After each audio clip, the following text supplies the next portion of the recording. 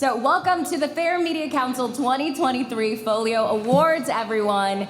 We're so excited to be here with you all, as Ashley said. Yes, clap it up.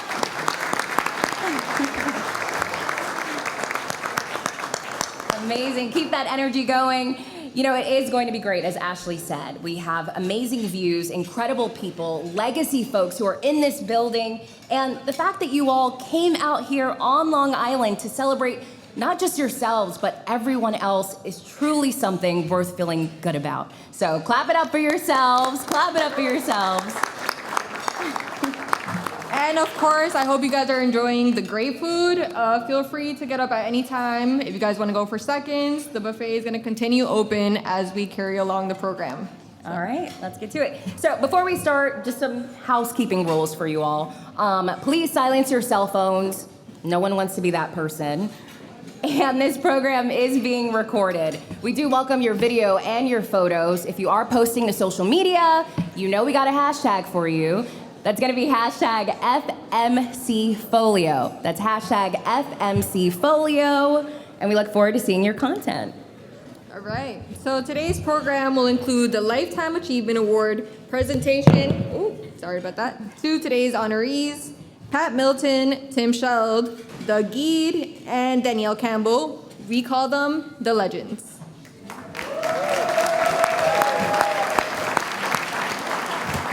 Amazing, amazing.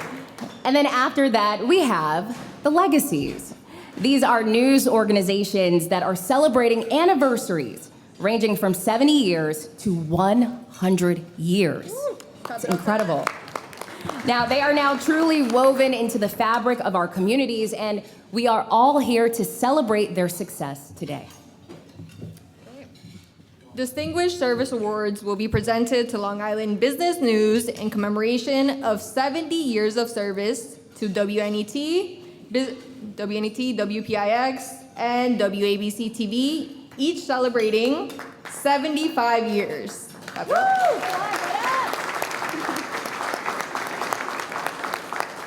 And to the Garden City News for an amazing, you guys are gonna have to clap extra loud for this one, 100 years of service to the community. Clap it up.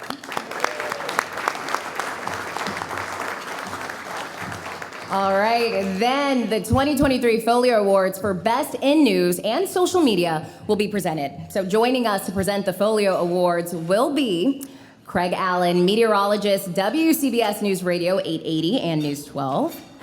Michelle Charlesworth, anchor and reporter, WABC-TV. Carol Dioria, anchor and reporter, WCBS News Radio 880. Tamsin Fidel, anchor, Pix 11. Mike Marza, anchor and reporter, WABC-TV. They'll be up shortly. And most importantly, we're here to celebrate you all and the work that you do day in and day out. So please help us cheer on all the honorees and award winners, and most importantly, let's have some fun. Y'all are really good at clapping. I feel like we have that down. Keep it up, keep it up.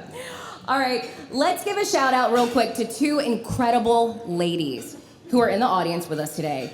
Town of Islip Supervisor Angie Carpenter. Angie, if we can have you stand up. Where are you? There you are, perfect. And we have former Commissioner of New York State Parks, Recreation, and Historic Preservation, Bernadette Castro. Let's have you stand up as well, Bernadette.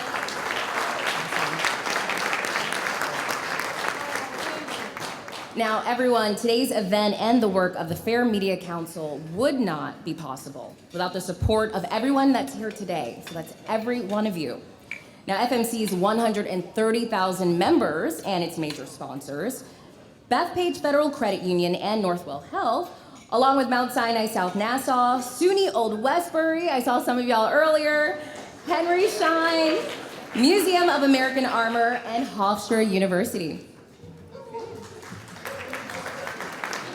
We also have St. Joseph's University, Protivity, Odyssey, the town of Islip, Todd Shapiro Associates Public Relations, CBS News, CBS 2 New York, WABC-TV, WNYW, Fox 5, NBC4 New York, woo, in the back, Mr. Mike Heinlein, Danielle Campbell, Ms. Pat Milton, Mr. Robert Cattell, and Jody Fisher PR. Please give yourselves another round of applause.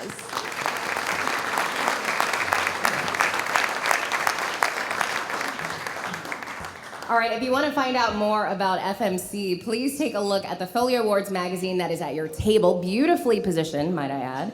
And be sure to take it home with you. It features the beautiful artistry of Asia Lee. Asia, let's have you stand up as well. Where you at? Where you at? There she is. All right, Asia Lee. And the work of graphic artist Valerie Hactic. Where are you at? Valerie, there you are in the back. Thank you so much. They look incredible. Now, if you all need anything throughout the duration of this program, please just ask Donna Martini or Melissa Mellick to assist you. And now we're going to turn things over to Jackie Clement, CEO and Executive Director of the Fair Media Council, who will tell you about the work of the Fair Media Council and the importance of the Folio Awards. Jackie?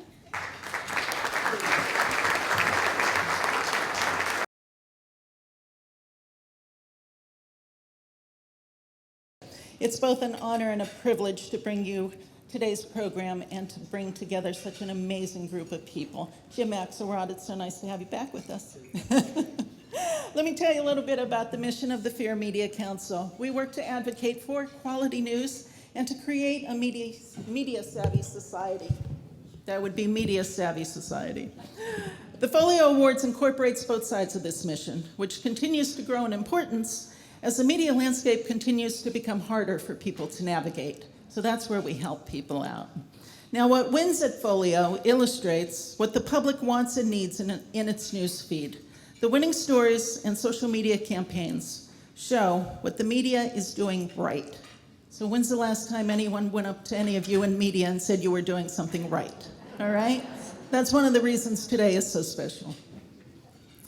This is actually a green light ethics program that provides hardcore examples of the types of stories that the public wants the media to do more of. So I would encourage you to look at the winning campaigns that are in your program. Take a look at some of those stories, go online, Google it, that sort of thing, so you can see what the public wants.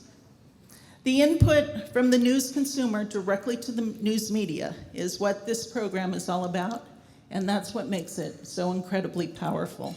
So we do appreciate all of your time and efforts and all of the support from all of you here today. Now, the judging process actually breaks down stories. We showed the judges how to do that, and gives guidance on how to distinguish quality while placing a premium on one vital aspect of news. And it's just this: is the news and information being presented to you, the news consumer, relevant to your lives? Okay. Quality combined with that relevancy is vital to maintaining a strong media ecosystem where local, regional, and national news all work together for the betterment of democracy, much in the same way America's free enterprise system relies on small, medium, and large businesses to work together to create a healthy economy. And so today, we recognize the best in news and social media, and we thank them for leading the way for all media to follow. The people in this room have the power to ensure only the highest quality news and information enters the public conversation, and we thank you for that. And we also encourage you to always keep the standard high and to go even higher tomorrow. We don't want to hear it was good enough to run. We want to know it's good before it makes it into the public conversation. And today we also recognize news outlets that have withstood the test of time. They've reached milestones in their lifespans that ensure they are truly part of the fabric of our society, so much so we actually take them for granted at this point. And today, we recognize 4 individuals who illustrate how powerful one person can be in shaping the public conversation for all of us. So there's no such thing as news that's too good for our public. There's no such thing as news that's too good for Long Islanders, not for our region, not for our nation. And that's what we're here to celebrate, what we're doing right, and how we're going to do even better going forward. So we thank you all for your efforts and your commitment. And on behalf of the Fair Media Council Board of Directors, I thank you all for joining us and being part of today's celebration. And I hope you'll join us throughout the year for other things that we do, because we're here to serve you. Thank you.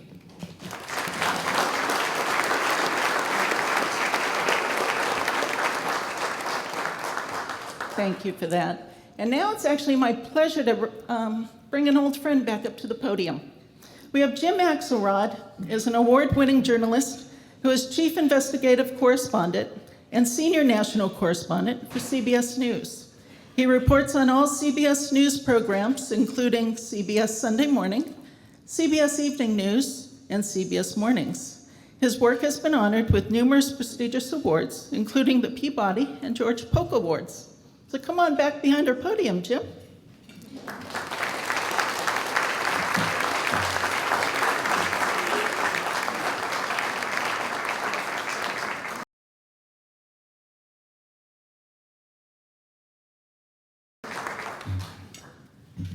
Well, good afternoon. And it is a wonderful afternoon. It is such a pleasure to be here for this special event. Now look, I don't have too many rules that govern my professional life, but those I do have, I adhere to rigidly. So don't spend one more night in a hotel than you have to. Don't fly in or out of JFK unless you have to. Don't drive the Cross Island Parkway unless you have to. It's got to be a pretty big deal for me to deal with the Cross Island Parkway. The Fair Media Council Folio Awards, big deal. A Lifetime Achievement Award, big, big deal.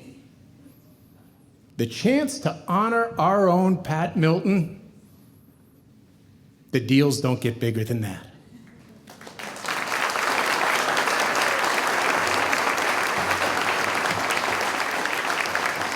Yes, CBS News investigative super producer Pat Milton is a very big deal.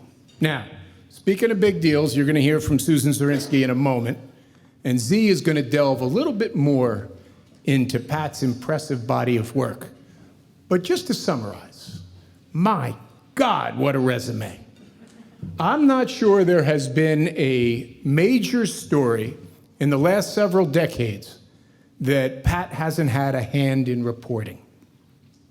At CBS News for the last 15 years, specializing in national security, the FBI, the intelligence community, and federal law enforcement, and the Associated Press for 2 decades prior to that. Sandy Hook, the Boston Marathon bombing, the Parkland High School shooting, El Chapo, the fentanyl crisis, 9/11, TWA Flight 800, just to mention a very few. She's a 2-time AP Reporter of the Year in New York, inducted into the Long Island Journalism Hall of Fame in 2019. And if that's not enough, she's also a lawyer licensed to practice in New York and Washington. But as I say, Z will tell you a lot more about that. For me, any discussion of Pat Milton starts with her Rolodex. It is the single most impressive Rolodex I've come across in 34 years of reporting. Seriously, Jackie, next year, the Fair Media Council should consider giving a Lifetime Achievement Award to Pat's Rolodex. Now, you can't fool me. I see some dazed and confused looks on the younger journalists in the crowd. Rolodex.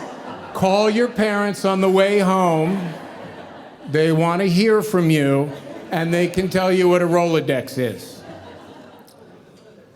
But I'm very serious about this, honoring her Rolodex. Let me digress here just for a moment. About 6 months ago, when Jess Kigu and I started reporting on the Pentagon's troubling performance addressing veterans targeted for their sexuality, even after the repeal of Don't Ask, Don't Tell, we needed to get someone who had been part of that process of repealing Don't Ask, Don't Tell, to tell us what they thought about it. We needed someone of heft, someone of gravity, who might make the Pentagon sit up and take notice. It was tricky. I mean, who's going to say, sure, I'll sit down on camera to discuss a shameful chapter of something I have some responsibility for? So we're on a Zoom call with the CBS News investigative unit, and we're going around throwing out names. Who can we get? Who can we get? Who can we get? Maybe a half dozen of those names at the very top of the list would charitably be described as aspirational, meaning no way. Good idea, but no way are they going to talk to us. At the top of the list, the very top of the list of people we wanted to talk to was Leon Panetta. I mean, he'd been the Secretary of Defense when the Don't Ask, Don't Tell policy had been repealed. Now, honestly, the thought bubble over my head was, yeah, right. The thought bubble over Pat Milton's head was, let me make a call. 10 minutes after we got off the Zoom, I get an email from Pat. So what day and time works? Secretary Panetta's scheduler wants to know. Classic. Nice Rolodex you got there, Pat. Now, you all know the rule in the news business. Sometimes, often, newsrooms breed some interesting personalities. And by interesting, I mean aggressive, or rough, or even acerbic. I mean, pushing up against powerful folks who want to see you get hit by a bus tends to breed those kinds of personality characteristics. And often those difficult personalities produce outstanding results. And historically, I'm not saying it's right, but historically, because of that, those interesting personalities, well, the parts that are most interesting sometimes get looked past because, well, Leon Panetta. So again, Pat's Rolodex would entitle her to be an absolute monster. But here's what I want everyone to understand this afternoon about Pat Milton.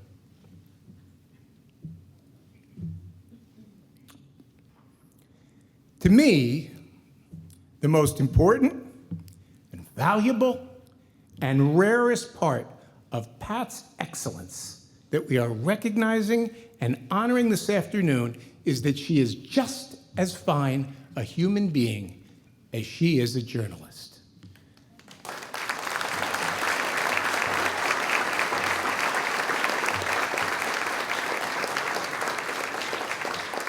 She might even be a better human being, and you know how good a journalist she is. Jess and I were chatting just this week. Jess said, you know what? Pat's always been proof that in this business, you can earn respect and still hug everyone. You can be competitive and kind, intimidating, yet somehow so approachable. Imagine that. The producer wrote it better than I did. Sure, Pat understands the value of a scoop. You don't get a Lifetime Achievement Award if you don't. But she has an even more refined, sharper sense that our business, TV news, is a team sport, that real joy is in the collaboration. And I have benefited time and time and time again in the 15 years that I and everyone else at CBS News have been blessed to call her colleague. Pat Milton loves nothing more than helping others produce the best story they can, whether it's using her golden Rolodex to get the perfect interview, using her law degree to clarify some confusing or arcane part of the law, using her capacity to make a call and getting some midtown precinct captain to confirm something that he knows he shouldn't be talking about because they have a 30-year relationship. Or maybe she wants to see if you need a cup of coffee because she's headed down to the cafeteria. She has the most remarkably generous inclination to help. Competitive and kind. What a combo. That makes her not just an award-winning journalist, but an award-winning human being. And we don't have nearly enough of those. Not in the news business and not in our culture. So Pat, we're going to hear from Susan Zirinsky now, but I just want you to know that this afternoon, all of your teammates here from CBS News are thrilled to watch you publicly celebrated for a professional performance that is worthy of a Lifetime Achievement Award. And yes, we all salute your golden Rolodex. But more importantly, Pat Milton, we salute your golden heart.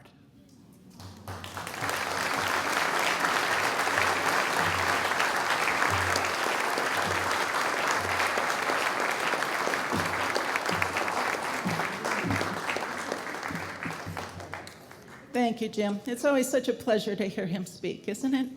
So now I'd actually like, before we bring up the legendary Lady Z, we'd like to ask Nicole Young to come to the podium. She just has a really quick message. Nicole, if you don't know Nicole Young, she's an award-winning 60 Minutes producer. She works for Scott Pelley, and she is a colleague and a dear friend of Pat Milton, and she just has a brief message she wants to share. Come on up.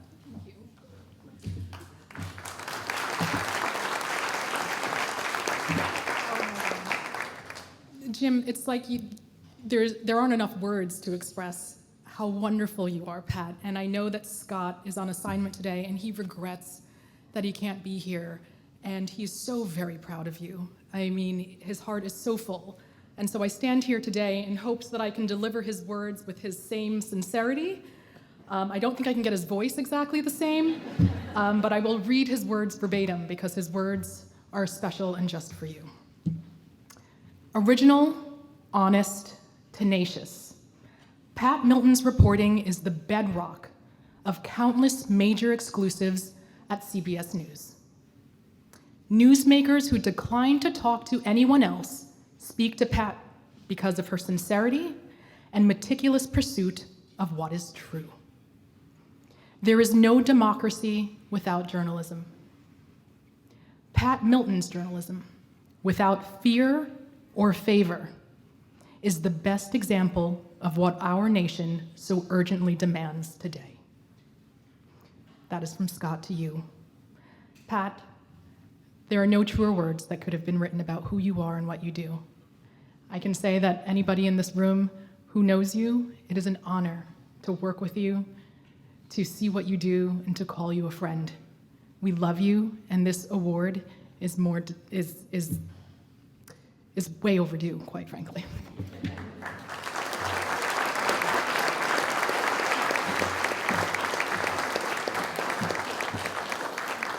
And now it is my pleasure to introduce to you legendary news producer and former CBS News president, Susan Zirinsky, who is currently president. Oh, sure, give it up for her.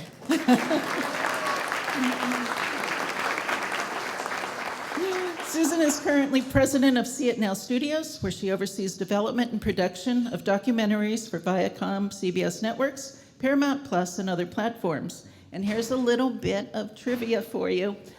Not only is she a media icon, but she was the inspiration behind Holly Hunter's character in the movie Broadcast News. So my students that are here today, you get to Google that and watch it over the weekend. That's your homework. Susan. Thank you.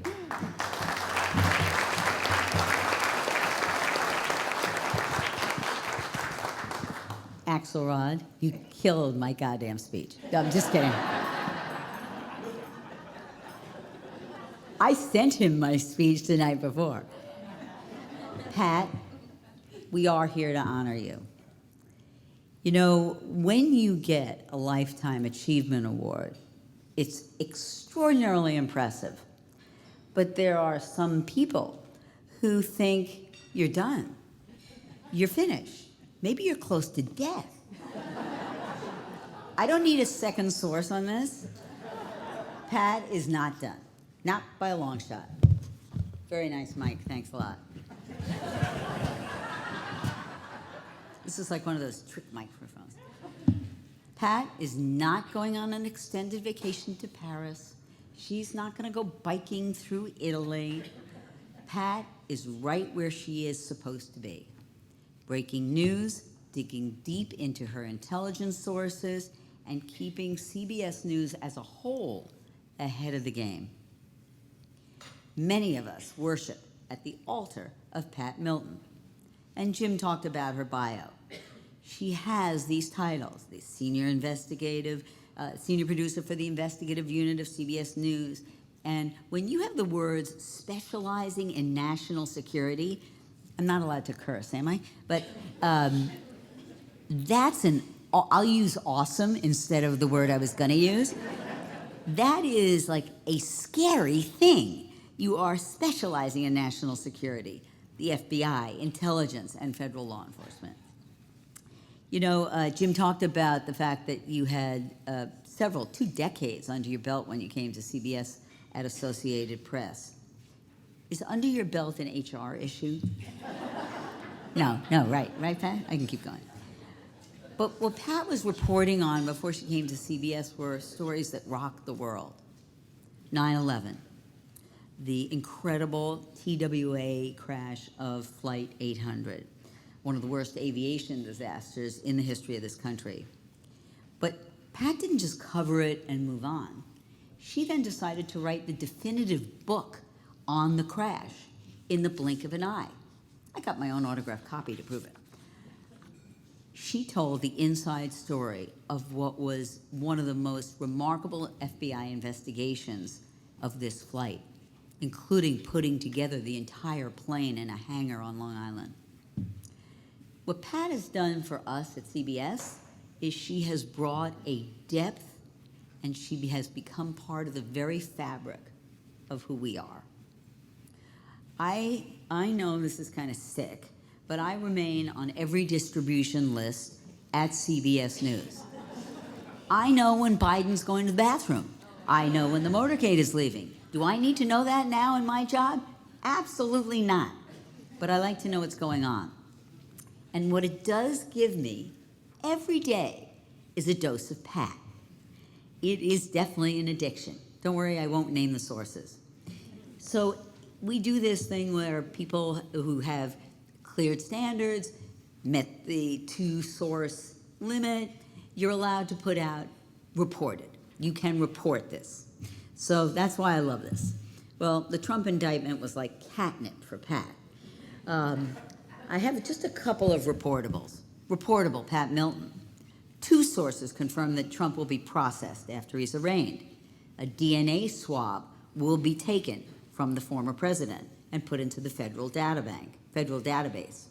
Trump will be fingerprinted. Trump will not be photographed as a mugshot. And I thought, wow, that's good, Pat. Pat Milton, reportable. 2 sources report that Ted Kaczynski, convicted terrorist known as the Unabomber, had died of an apparent suicide. Only Pat. Okay, this is my favorite. It might kind of err on the side of, do you really need to know this? But Pat felt we needed to know this. Get a decent microphone, will you? Okay.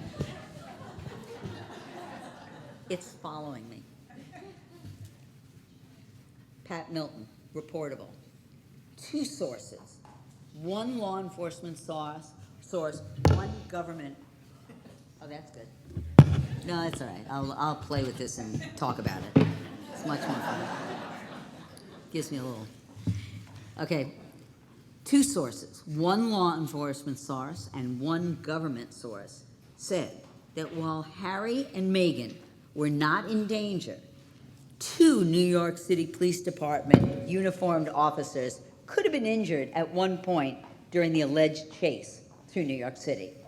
Pat goes very deep. Deep, deep, deep. Take your time, Susan. I'm just here to hold. No, don't hold it. Don't hold it. It's much more fun to pick it up. Okay. I think I should pay the AV guy. The AV guy does not get paid today. Pat, you are like a stealth warplane. Not a lot of noise, flies under the radar, but when she drops an information bomb, it's nuclear. Pat has what I think is one of the most important assets of an investigative journalist: trust. From her sources, FBI, CIA, DOD, NSA, DIA, to all of us who have walked the halls of CBS. When you think of the big stories, Jim mentioned this, but she and Andy Trier broke the Brittany Griner released by Putin. Pat's sources told her that agreement had been reached with the White House, but the White House communicated They begged CBS not to air the story for concerns that Russia might renege.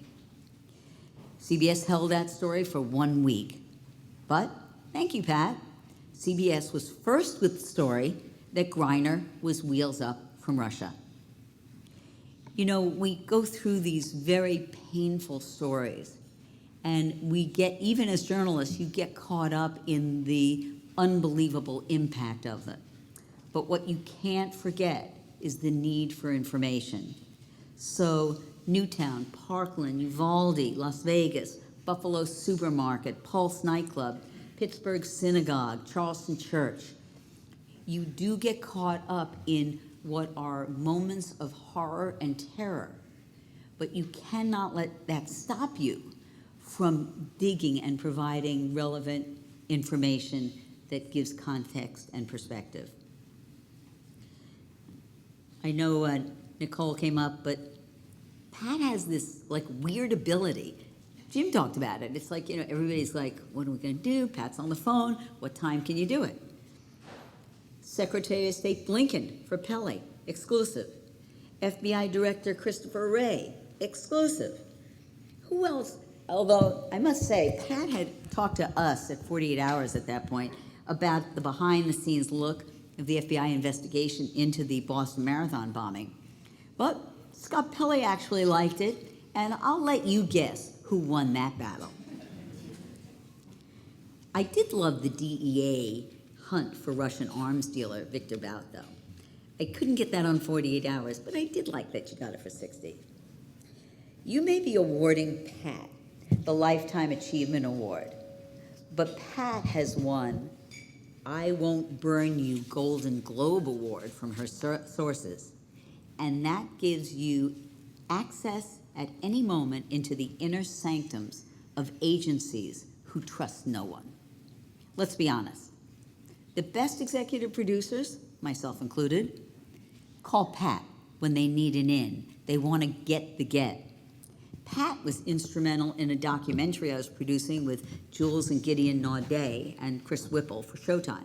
It was called The Spy Masters, CIA in the Crosshairs. We scored interviews with every living director of the CIA. Thank you, Pat. As a matter of fact, Pat called me and said, the Naudets kind of want me to work for them in kind of a part-time basis. I said, the next time they call, hang up. When I had to produce 2 different docs for the 20th anniversary of 9/11, I called Pat. Pat and a team worked with us and successfully got us into the CIA for one documentary, The Race Against Time, CIA and 9/11, and an FBI story that had never been told. The 26th Street Garage, the untold story of the FBI and 9/11. Both were stellar and revealed information that had not been known for 20 years. Jim mentioned this. I think you mentioned this. Do you know that Pat goes undercover with her Hermes scarf? It was perfect for when she had to pose as a socialite to report on a Hollywood movie scam. And I think you also had an Hermes bracelet on at the same time. She took it off when she had to pretend undercover that she was seeking to adopt a baby from a woman scam artist. Hard to go to a scam artist with an Hermes scarf. It just doesn't work. I think you've won every award. The Murrow Award, the Gracies, and yes, you're an attorney. You have a BA in history, you know, a master's in public administration. So what do you do in your spare time? Well, I'm going to tell you. We were texting the other day, and she said, I gotta go. I'm giving a speech at Georgetown University to FBI and law enforcement and students of terrorism through the years and how the media covers it. Lightweight. I don't think they served lunch, though, did they? Pat, you are absolutely one of a kind. There is a Shakespearean quote that I think embodies you to a T. And though she be but little, she is fierce. I don't know about you, but I am totally exhausted listing all of these achievements. I am honored to be your friend first, your colleague second. Pat, you are the ultimate badass.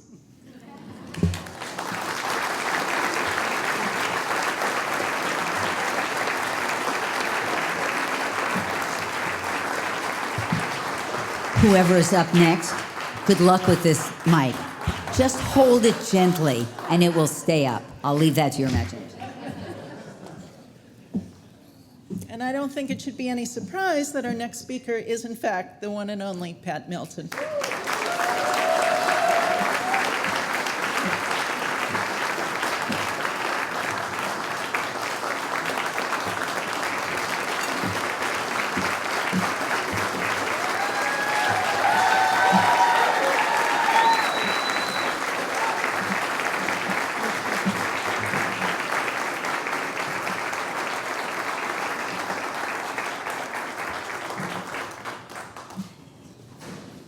Thank you so much for this great honor. I am privileged and humbled to be here today. I'm especially excited to return home to Long Island to see the people and places that have been a great part of my life and will forever hold a special place in my heart. I want to thank the Fair Media Council and especially the great Jackie Clement, who makes all things happen beautifully and brilliantly. Thank you, Jackie.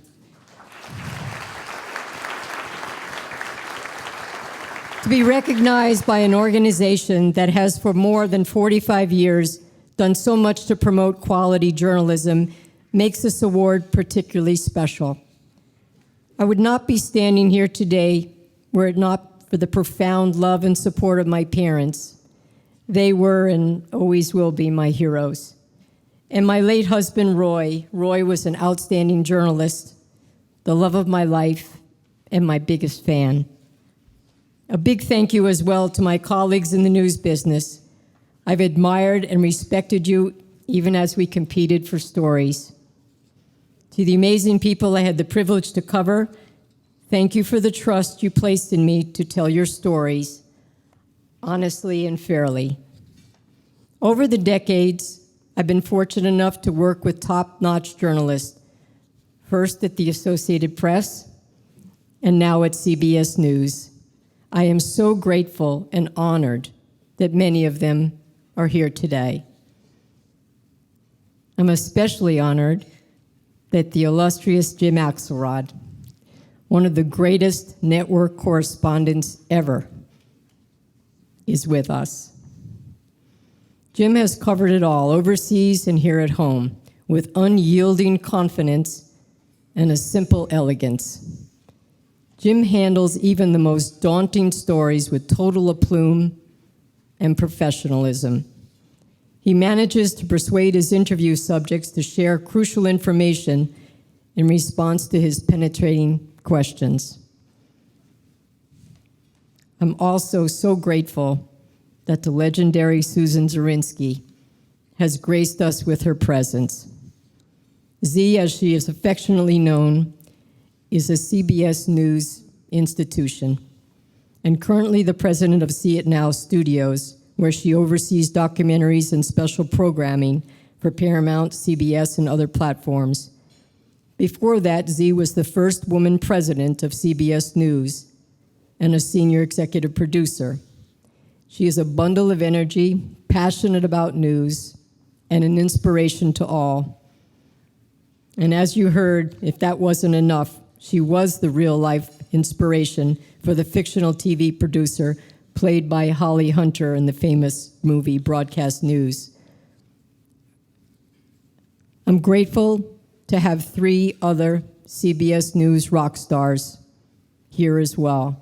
Ingrid Cyprian-Matthews, Executive Vice President of News Gathering, Terry Stewart, Senior Vice President of National News, and Lorna Jones, our Deputy Washington Bureau Chief.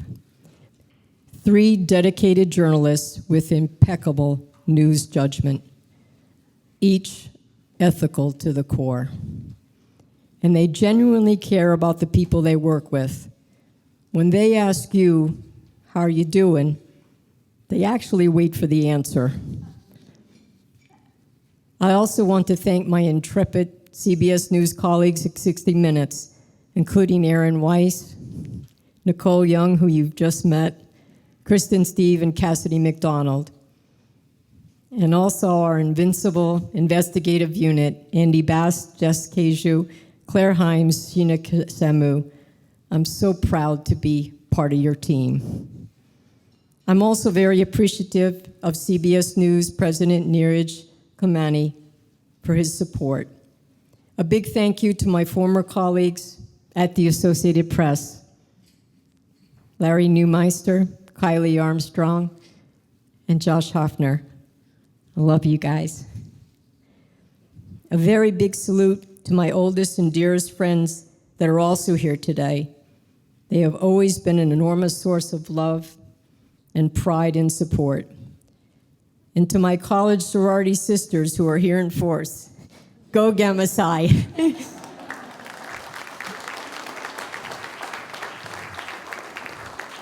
Congratulations as well to my fellow honorees. We are not only colleagues, but we're friends. In fact, I hired Doug Geed as a stringer for the AP way back when he was just getting started in local radio. Tim Scheld and I have been partners in crime throughout our careers. We even serve together today on the journalism board of St. John's University. And I became so close with Danielle Campbell that she unforgettably kept me on the phone with her to virtually hold her hand while she was in intense labor at the hospital, giving birth to her second child. Talk about breaking news. As many as you know, I was born on Long Island in Roslyn and grew up in Westbury, and I've always seemed destined to be a journalist.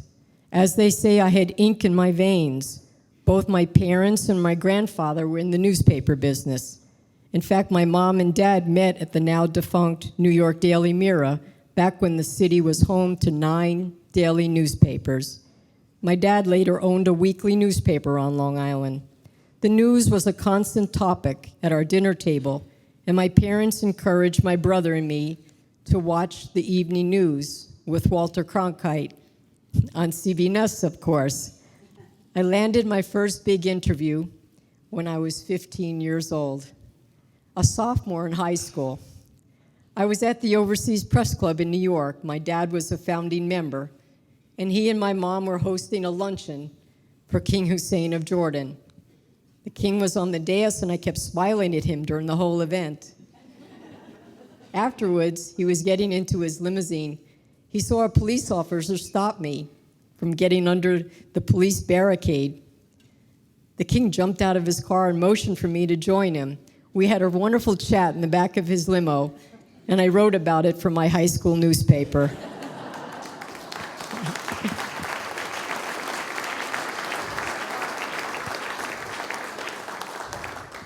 So a lesson for aspiring journalists here today, including Max and Phoebe: always smile at the king. You could get a royal scoop. When I graduated college, I set out to pursue my dream job in journalism. It wasn't easy for a woman then trying to break into a male-dominated business.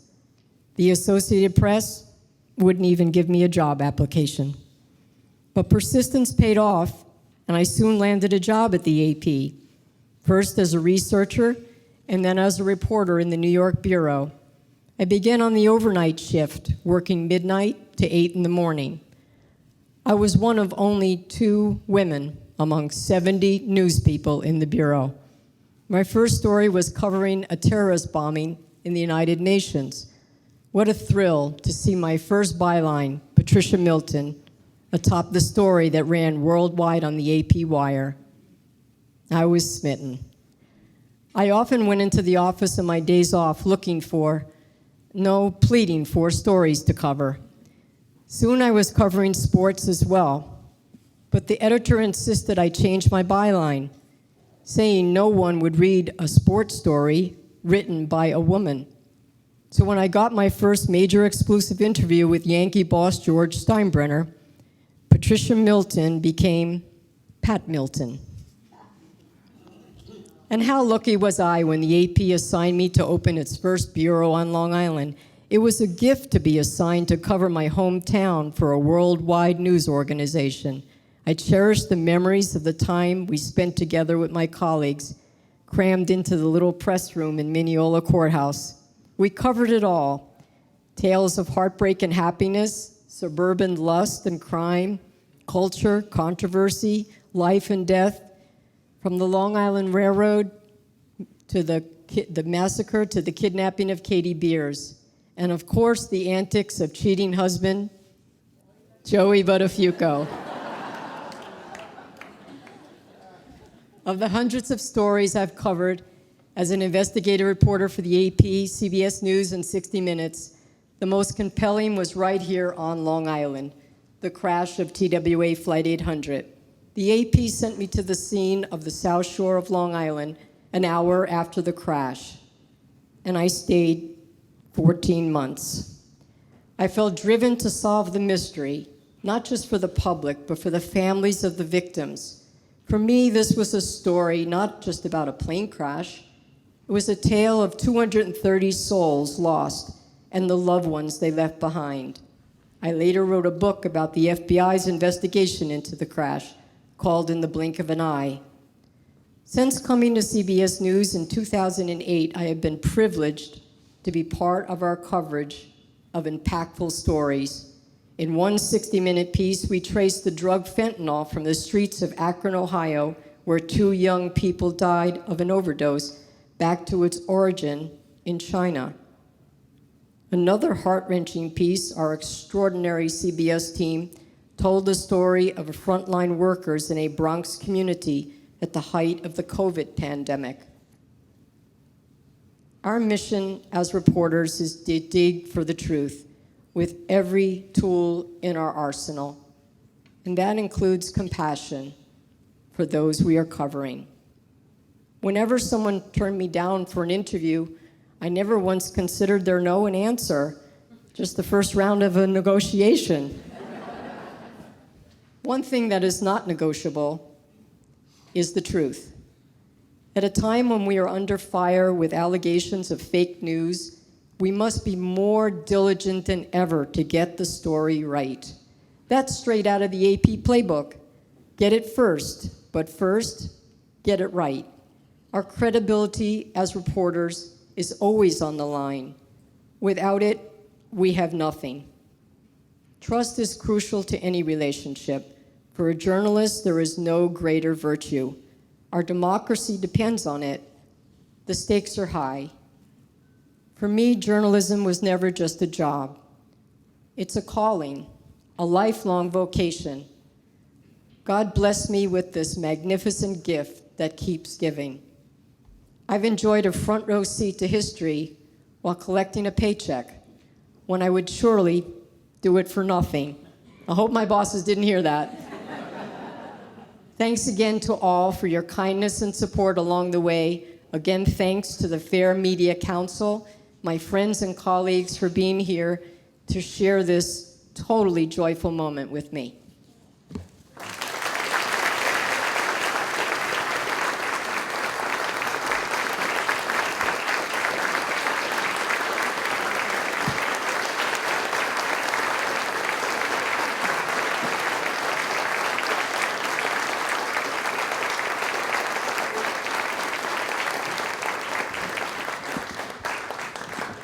Incredible. Let's give it up again for Pat Milton, everyone. Phenomenal. And Pat, if you do decide to ever take a short vacation, I think I have some space on my desk for that golden Rolodex. Just saying. Just saying. All right.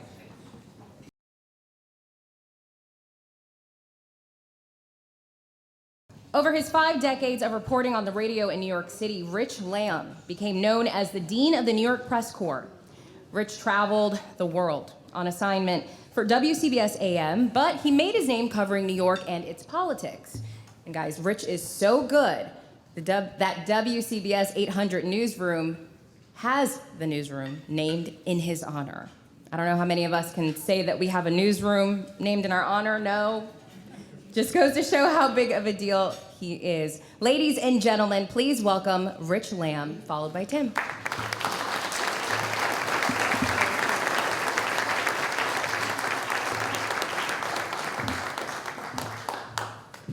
You know, when I signed up for this, nobody told me I was going to be preceded by Axelrod, Zirinsky, and Milton. So I'm just going to leave.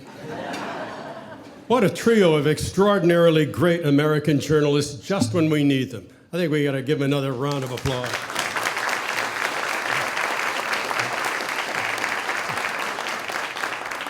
Following them here is a distinct honor, but it's also a reminder that life sometimes provides an unexpectedly humbling moment for you.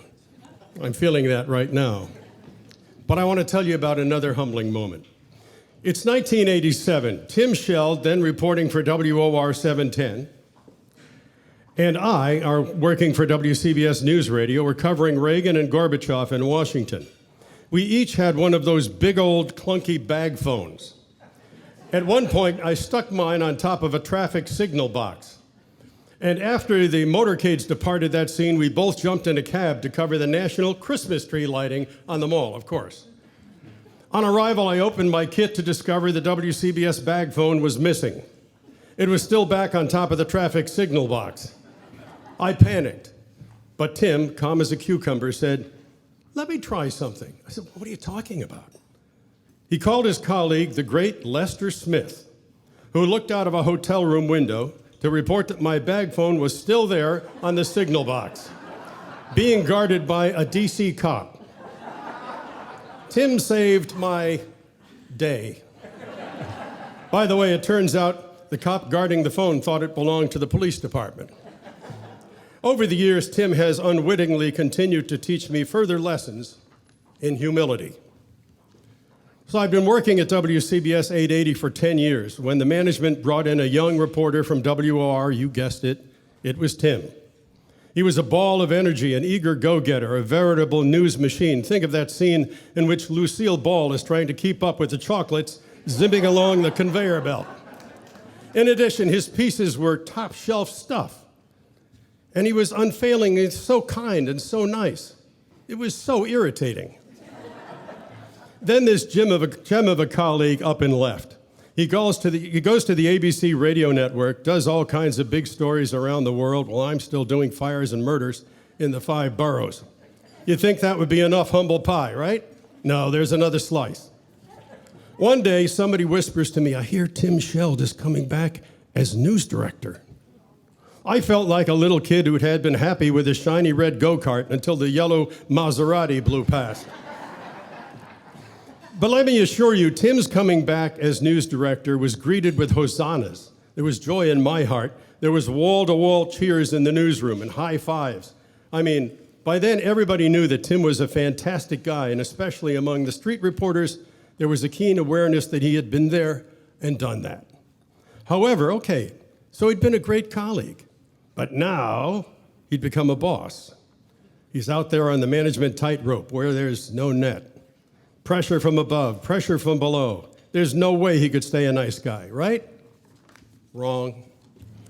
Day to day, he was the all-hearing management ear, constantly listening, and when it was deserved, provided lavish praise or a gentle correction, a velvet glove. The iron fist was a rarity. And when a big story crashed down on us, Tim, the boss, would jump in with both feet. If you were reporting in the field, he'd be on the phone double-checking and piping stuff to you constantly. Occasionally, he would show up to be with you. You just can't retrain that firehouse dog. Now, please forgive me because I still think as a reporter, so I decided to grab a few quotes about Tim from a number of his former colleagues. Here's a smattering. Wayne Cabot, who, as you know, is the morning anchor on WCBS 880. Tim is the best of a generation that grew up in small radio newsrooms covering local characters and knowing how to make the even mundane entertaining. A news connoisseur with an instinct for telling the facts with an appropriate measure of heart. Also a manager who had your back and protected you like a mob boss. Paul Murnane. Tim always reached for more in a story. Case in point, our all-hands approach to 9/11 anniversaries. I always learned something new year after year. He rallied the troops for these recurring events, as well as for breaking news. SAG-AFTRA lawyer and negotiator Rich Larkin. If you know Larkin, he's a tough nut. When I think of Tim, I think of intelligence, integrity, a passionate journalist extraordinaire, a leader, a kind, understanding individual, and my friend. Reporter Peter Haskell. Everyone should have a boss like Tim. He's smart, loyal, creative, forward-thinking, and committed to fairness, accuracy, and truth. Reporter Sean Adams describes him in these words: moral, ethical, conscientious, caring, compassionate, hardworking, thorough, fair, gentle, encouraging, and selfless, and also a good hockey player. Harvey Nagler, retired Vice President, CBS News. I have had the pleasure of seeing Tim grow through much of his 40-plus year career. I would be less than honest if I did not say I was not happy with him when he was at a competing organization and beat my people at a particular story. It happened way too often. More from Harvey. What makes Tim special is not only his great knowledge of the business, but also the reason he has been so successful in it. It is his personality, his charming way of getting people to follow him as he leads them to be the best. His new role as chairman of the RTNDA is testimony to the high esteem in which he's held. Nagler continues, and this is it. As Tim looks back on his career thus far, I believe he will conclude that his greatest reward is that his colleagues have now become his truly great friends, friends he will cherish for the rest of his life. I know he is one of mine. And please allow me to say, he's also one of mine. I give you Tim Scheld.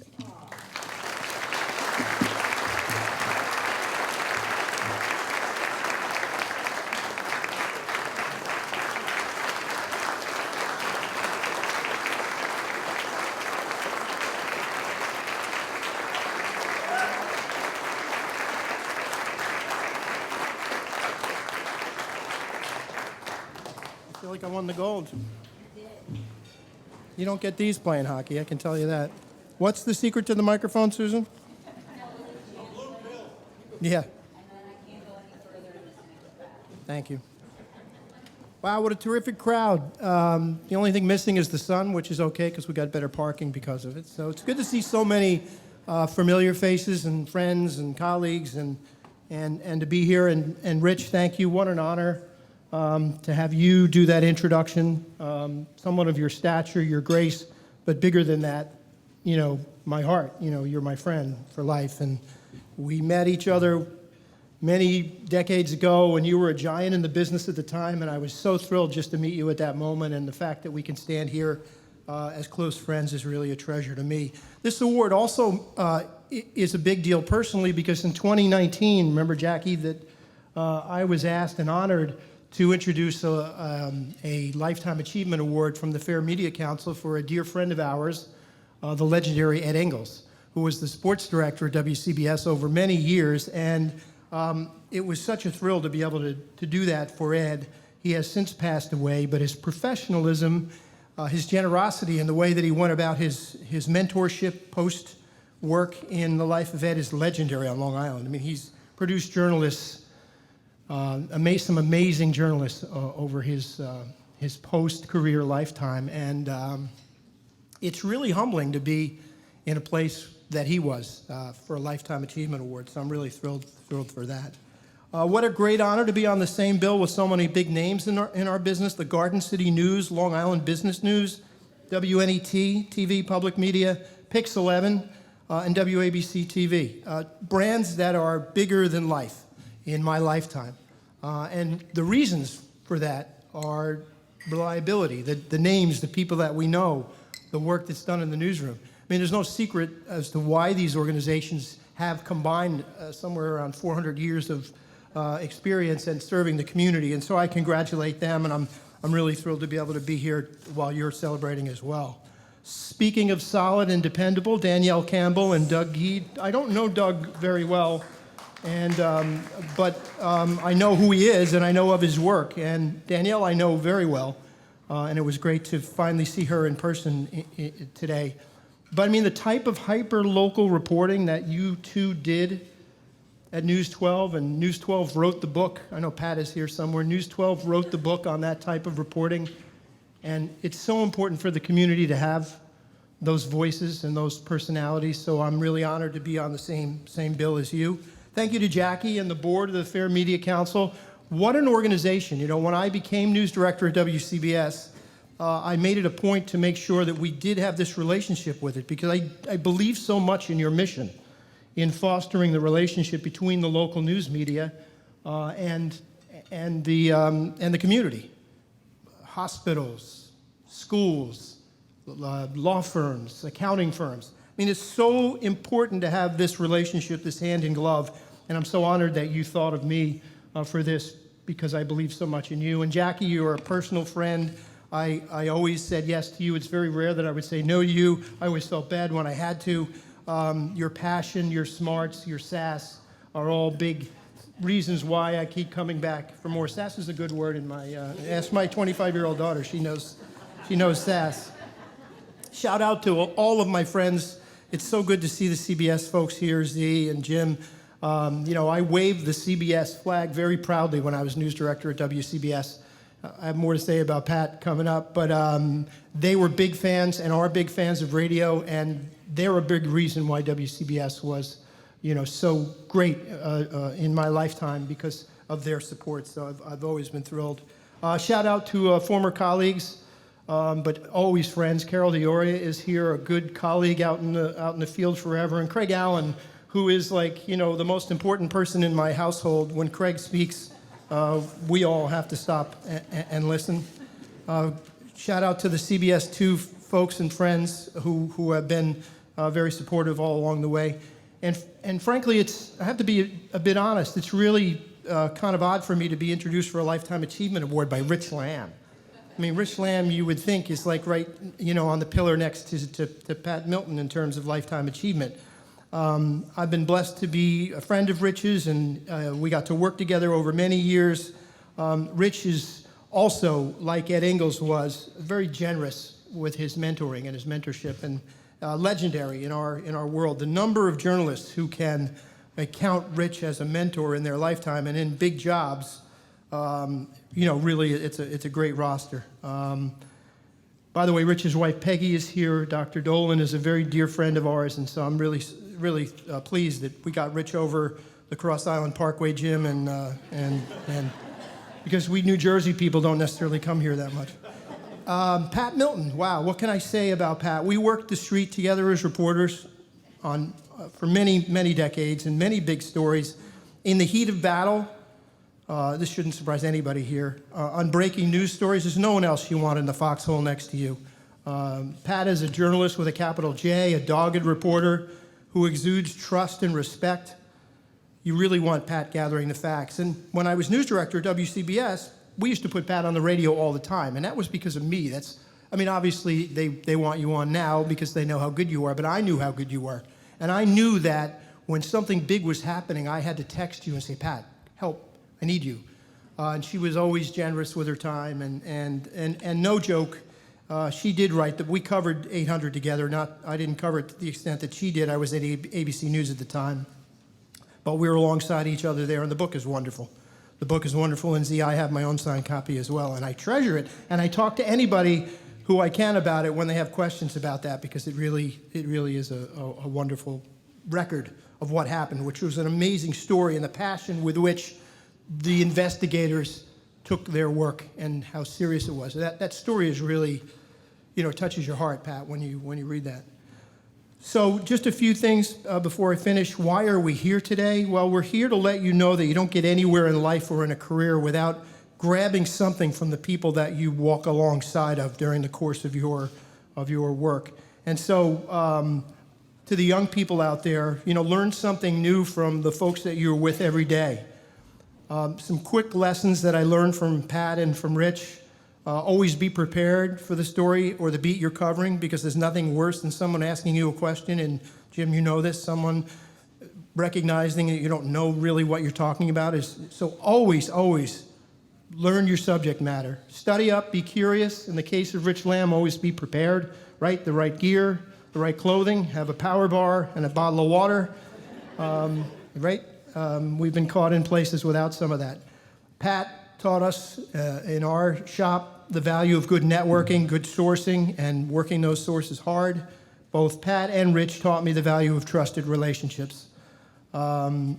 These are the same lessons that Jim Axelrod learned, and Susan is sort of the dean of the university of that at CBS.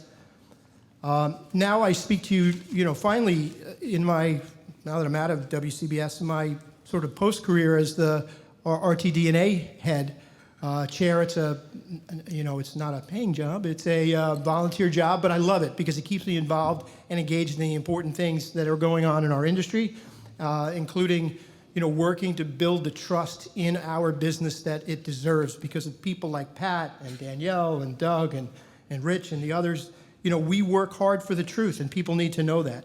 So a couple of things as we, as I kick out of these remarks, and I like to say this at any of the events that I talk for the RTD&A, to the reporters in this room, your work matters. It really matters. Sometimes it's hard to understand how much it matters, but the fact that there's community and reporters in this room, you really know that the work you do and the sweat you put into it matters. Your stories make a difference in the lives of the people that you cover. Never forget that. To everyone, the truth matters. We all need to be dedicated to the truth and be transparent about how we get there. And I think that's one of the things that Pat has done great in her career all along. To everyone, and it sort of jumps on what I've heard here today, do your jobs with empathy. Do your jobs with empathy. In the news business, we tend to see people on their worst day. So I always say, be your best human self for them on their worst day. We don't just cover the communities that we're involved in news stories. We live there. This is our life. This is where we are. Be empathetic about that. And challenge yourself to learn new things about people that you never even thought that you had an interest in. And that's a great way to do a job. And finally, this is sort of, I always get this, the side eye as a news manager when I say this out loud, but I'm really sincere about this. You are not your job. You are not your job. You are a friend, you're a partner, you're a husband, you're a wife, you're brother, sister, father, and mother. Those are important titles in your lifetime. Now, your job is important, no question about it. But these other titles that you have will be with you long after your work titles go away, and I think it'll help you do your job better. In my case, I'm a father of 2 great adult children, Tucker and Marley. Tucker's getting married in a couple of months, and that's going to be a big moment in our life. I'm also husband to Kathy. Will you please just wave, Kath? 31 years marriage. Kathy never comes with me to any work event, so this is like a unicorn thing going on. But in a way, she's with me every day where I am, meaning that I am not even half the person I am without her influence. And I would never have ever been successful in this business, especially being a manager, and even a reporter, without having her support, without having her ability to take the kids when I had to go and fly somewhere around the world to cover a story. It's a really difficult life to be a reporter. And so to the people who are reporters and have families, make sure that you appreciate the family and make sure that you know that they get that appreciation out loud. And so when I accept this medal, although I'm not sure Kathy's going to wear this with her dress, I accept it on behalf of her as well because she owns a part of it as well. So thank you very much. Thanks.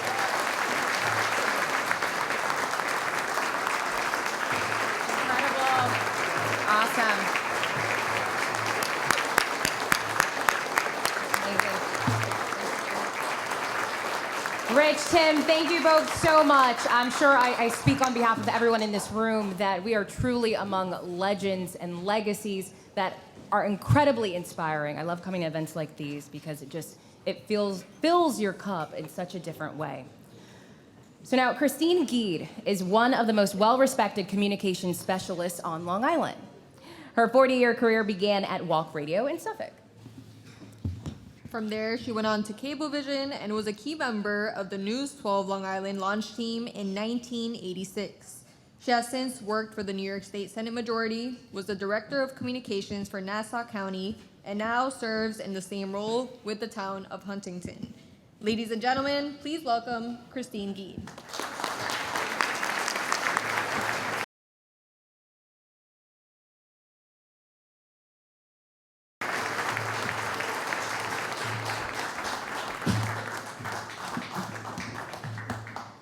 I'm nervous.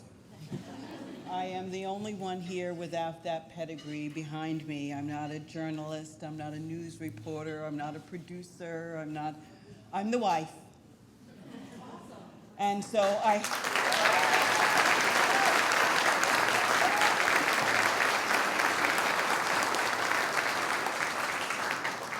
So when the wife is asked to come and speak about her husband, it's very, very difficult to put pen to paper. So I'm the only one here without prepared remarks. Today, I speak from the heart. I am blessed to have walked this walk with Doug for the past 40 plus years, 38 of them married, but we started together at WALK, where he honed his skills as a budding journalist and walked the halls of the Mineola press room with some amazing people, and again honed his skills to tell a story, to gather the facts, to report the news, and all without pictures. He had no video, it was all the word, the spoken word.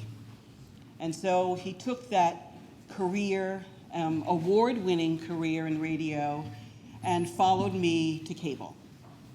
I guess I was the real deal. And we jumped on something pretty special, the two of us, as we joined the Dolan team and started something very special for Long Island, which became News 12 Long Island. He was a trailblazer and tried to embark on special things of his own, looking for areas that he thought was going to change the scope of news and news reporting. So we went out in the deep, dark depths of the East End and started the East End Bureau. I'm very, very proud of that. And that's one of the things that I guess Doug is going to become most known for, is his reporting on the East End. But he's done so much more. He honed a craft of making news manageable, to take news and make it wholesome and household. He took Albany and made it a dinner table conversation, because it was so unapproachable before, but he literally dumbed it down for the rest of us. So that suddenly the Albany budget became something we could talk about. And teaching was something incredibly special for Doug. He liked to teach. I think it's kind of maybe it's a missed calling, but he always did like to teach and always did like to delve in to not only help us as viewers and listeners and readers, but he also tried to support his colleagues. And I heard a lot about that from many of you who came up here and spoke already, that your responsibility as journalists is not just being you, it's really out there to help us be us, to tell that story that we can learn, we can grow, we can form opinions. How about that? How novel. The opinion of your journalism, your reporting, is to help us form our own. Pretty novel. But Doug continued. Oh, by the way, one of the things he's very, very proud of when we first went to work at WALK was he was just a recent graduate from what is the oldest journalism school in the country, the University of Missouri. MIZ? MIZ? Thank you, Mike Del Judas. Thank you, thank you, thank you. MIZ-ZOU, a very, very proud graduate of the University of Missouri. And he took that pride and stretched it along his entire career, helping those who were dabbling in the art of television news to really bring in a spin of journalism. That commitment, that oath, that dedication of fact-finding and telling a story. So after we left WALK and went on to Cablevision, he became, I kind of stepped aside as the role as the partner, and he had so many more others that walked side by side with him. With one of the people that I called the best anchor team ever in the history of Long Island journalism, Danielle Campbell. When Doug and Danielle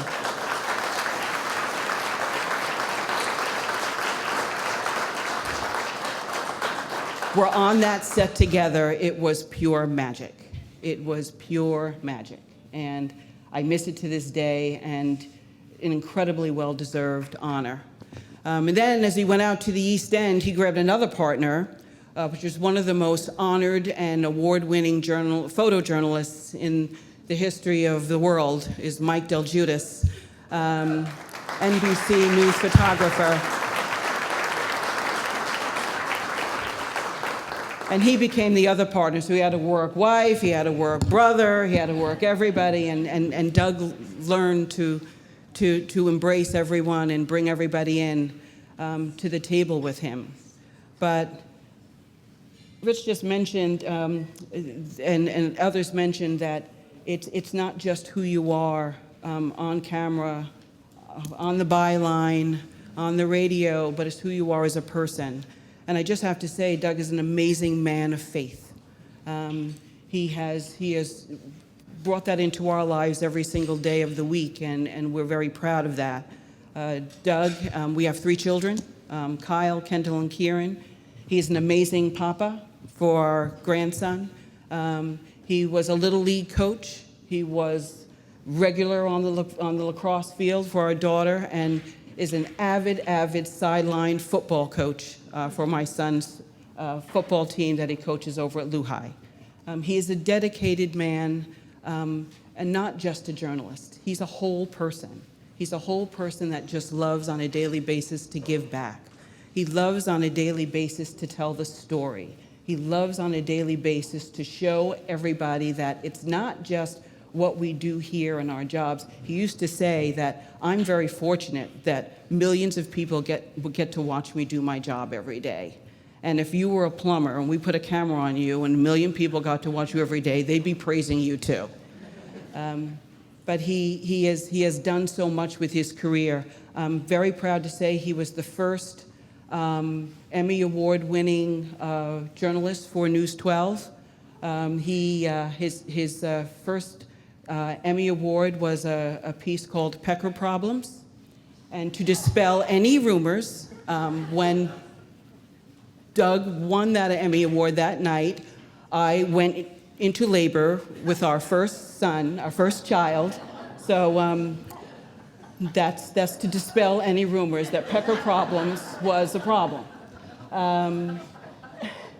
And he also won an award for City and State, or was named as one of the 50 most influential people on Long Island.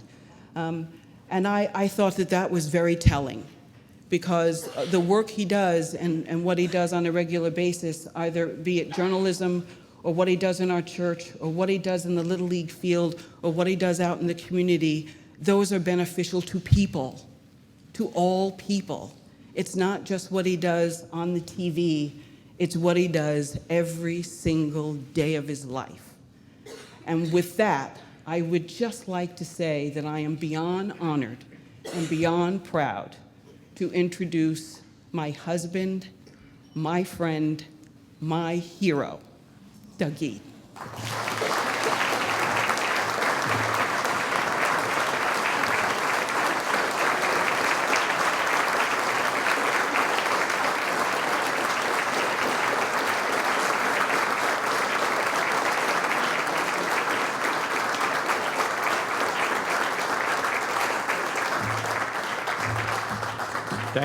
Thank you very, very much. One thing I'm terrible at is dancing, and you just saw that. I didn't know which way to go. It's a great honor to be here and a great honor to share with Pat. Is just a legend and a giant. And I never got that last paycheck, by the way, as a stringer, so I'm still waiting for that, if we could take care of that.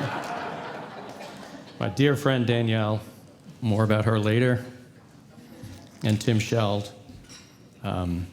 It's just an amazing profession. Chris mentioned teaching and me wanting to be a teacher. It's funny, at University of Missouri on the journalism school, there's a big archway and it says the schoolmaster of the people. And that always stuck in my mind. You know, we are, I think we're public servants. You know, our viewers are the people that we're to serve and to teach. And it's a great honor and an awesome one. And just being fair and accurate and credible all the time. I set your ego aside and do what you have to do. So it's lifetime achievement. I was going to talk about my lifetime, so I'm 64 and a half. I have to squish that into 10 minutes. I grew up in Syosset in the early 70s. I remember having a baseball catch with one of my friends in the front yard, and there was some guy walking around the neighborhood going door to door. Turns out he was from a place called Cablevision, and he was trying to pitch this new concept. We'll take a cable and bring it directly to your house. You can take down that ugly antenna, and you can see all your TV shows without commercials. You can watch movies, and it's $6 a month. And I remember that very, very distinctly, and I don't know why. It's just so vivid. I can picture being there right now. But I just feel like sometimes God taps you on the shoulder and just said, hey, just pay attention for a couple minutes, because I always remember that. So I graduate high school, I go to Missouri, and I wanted to be in radio. Radio back then was awesome. Every radio station had a news department, news director, assistant news director, morning, evening anchors. Very exciting, and I loved that and wanted to be part of that. But when you graduate in 1980, you know, there's no internet, there's nothing. So I remember going to the library, spent like 2 hours looking at a reference book, which is like an encyclopedia, writing down every radio station in the Long Island, the metro area, the name, the news director, the phone number, the address. Sent out like 50 cassette tapes to all of them. A couple weeks later, I started making phone calls, and you know, mostly it was like, don't need anybody, hang up, don't need anybody. The reference book also wasn't totally up to date. You know, I'd ask for the news director, I'm like, who? And I'd say the name, he left like 3 years ago. Okay. I mentioned one guy, and they said, I'm so sorry, he died last year. I'm so sorry. Never mind. Good job. And then I remember calling WOR, giant radio station, very credible, terrific. Mom listened to it, Rambling with Gambling, Bill Corbell, the whole thing.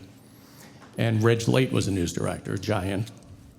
I asked for him, never thought he'd picked up right away. I said, hi, my name is Doug Geed, I just graduated, sent a tape. And he's a little pause, and he said, Doug, I got your tape. He said, you know, you're going to tell me that you got great grades in school, and you did so well at the college radio station, maybe you were the news director. He said, that doesn't mean a damn in New York. And he wasn't nasty about it. He was just being very blunt. He said, Missouri's a great school. He said, go back out there, get a job in St. Louis or Kansas City, get a couple of years under your belt, come back, and we'll talk again. And you know, I was sad, obviously, but you know, I took a break. I walked upstairs to my bedroom. I remember laying down, trying to clear my head. And I'm like, all right, you know, maybe I have to do that, but let's give it another shot. My very, very next phone call was WALK, asked for Frank Brinker, the news director. Immediately, yeah, hi, I liked your tape. He said, you know, I need someone a couple days a week. Can you come in?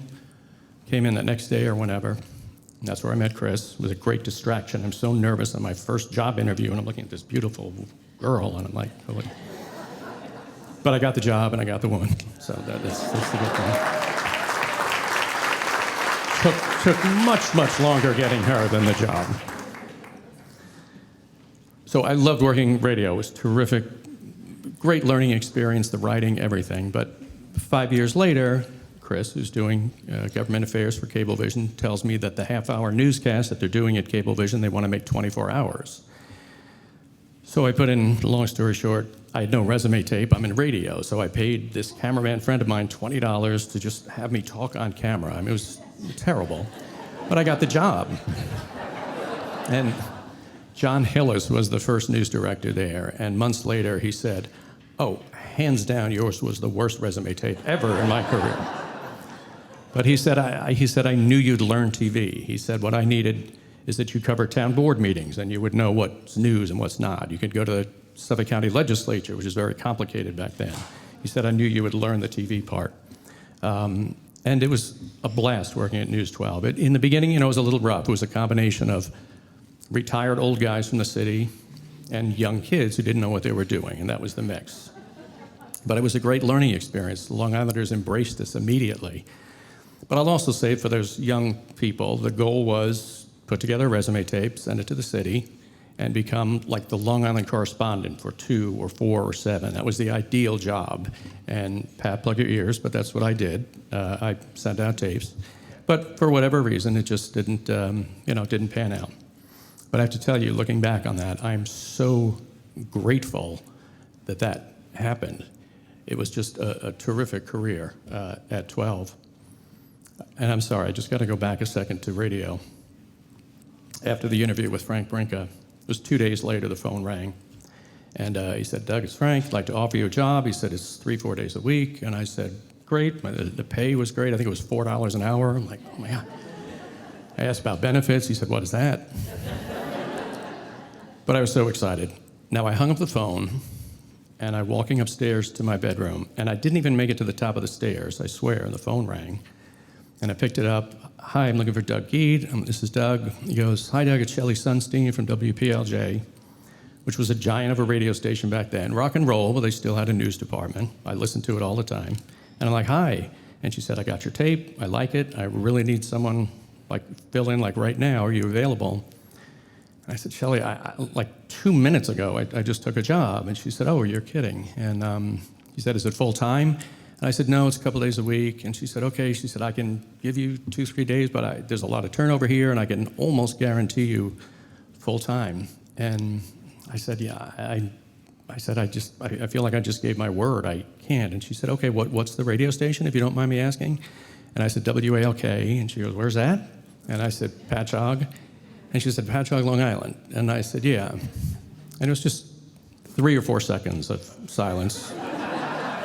Which in the broadcast business is like a half an hour.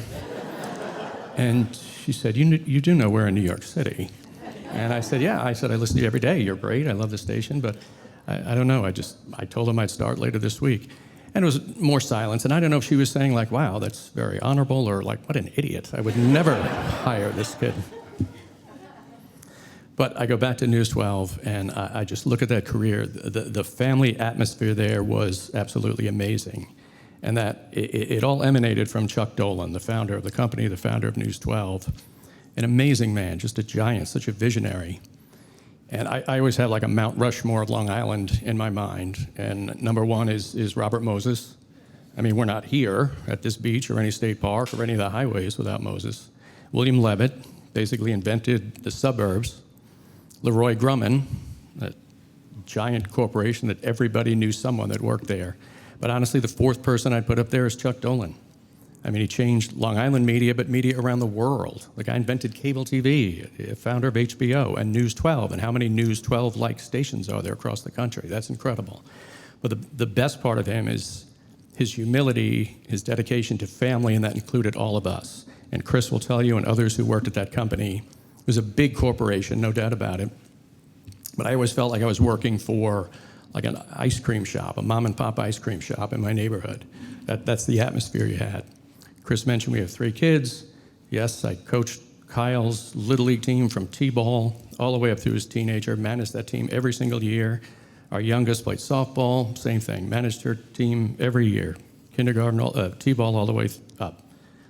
I made 99% of their back to school night, meet the teachers, their concerts, their school plays. And that was made possible because of what I had at News 12. And I wouldn't change that. I mean this. For all the money in the world, I wouldn't trade any of those memories in. So I just thank God for that. I thank God that Frank Brinca got to the phone before Shelley Sunstein did. And I think of, in my mind, maybe Shelley's about to call me, and I would have taken that job, of course. I'm not an idiot. Maybe she's on the phone, and someone came in, Shelley, you got a second? Yeah, what's up? And maybe that was that 90 seconds where Frank slid in. I don't know. That could be. And I thank God for those stupid, ignorant, short-sighted TV news directors who rejected my resume tapes through the years. Just had that bitterness I needed to get out. And I'm standing here and they're unemployed. Okay, I'm relieved. I'm a free man.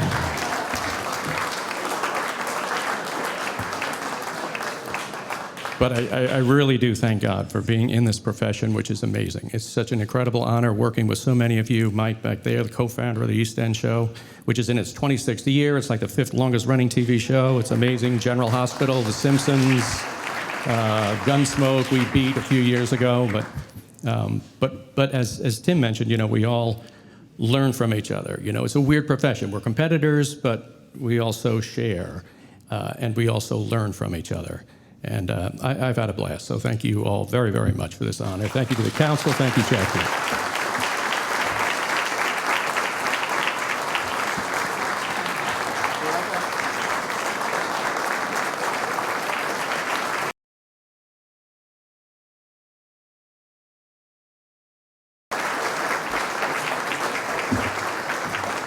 Thank you. It is me again, because I get the great honor of introducing the 4th Lifetime Achievement Award winner, Danielle Campbell. For this, I need notes. So, yes. So, of the many Danielle Campbell bloopers there are, I wanted to talk about this one. If you remember the early days of News 12, the beginning of the newscast was like the New York Philharmonic was playing. It was like from Great Neck in the west to Montauk in the east. This is News 12. And then it would show the studio, a wide shot, and the anchors of the desk, and it would push in. So one morning, that's the situation. Camera's pushing in, and Danielle with a big, beautiful Danielle Campbell smile, so happy. She's like, "Good morning, everybody. Thanks for joining us on this Friday." And I looked at her, I said, "Actually, today's Monday." I know. And, you know, after you're in the business a long time, you know your viewers, you know, you love your audience. And I know at that moment there was a tiny fraction who's just like, who is that? But I guarantee you 99% of the people just said, I love Danielle. and that is the mystery and the magic of Danielle Campbell. We had a lot of fun. We were a great anchor team. I adored it for 12 plus years, I think. Danielle said we always, the chemistry, she'd always say, stop being so German, because I was, you know, I'm very like, you know, it's just me. I have to be in the studio for an 8 o'clock newscast at 7:40, at 8:02 is the local news, and 8:11 is the weather, and she's like, you know, welcome to the party, everybody, you know, having fun. And she always called us Lucy and Ricky Ricardo. That's 2 Lucille Ball references in this luncheon. That's amazing. But it would kind of be like, Danielle, what did you do now? And she's like, I want to be on TV. But it worked, and that is the fun side of Danielle that we make fun of. But there is another side of her, which is why we're here. And she is an amazing journalist. Scribbled down some notes. 5 Emmys, 2 Edward R. Murrows, which is fantastic, and too many local, state, and regional awards to mention.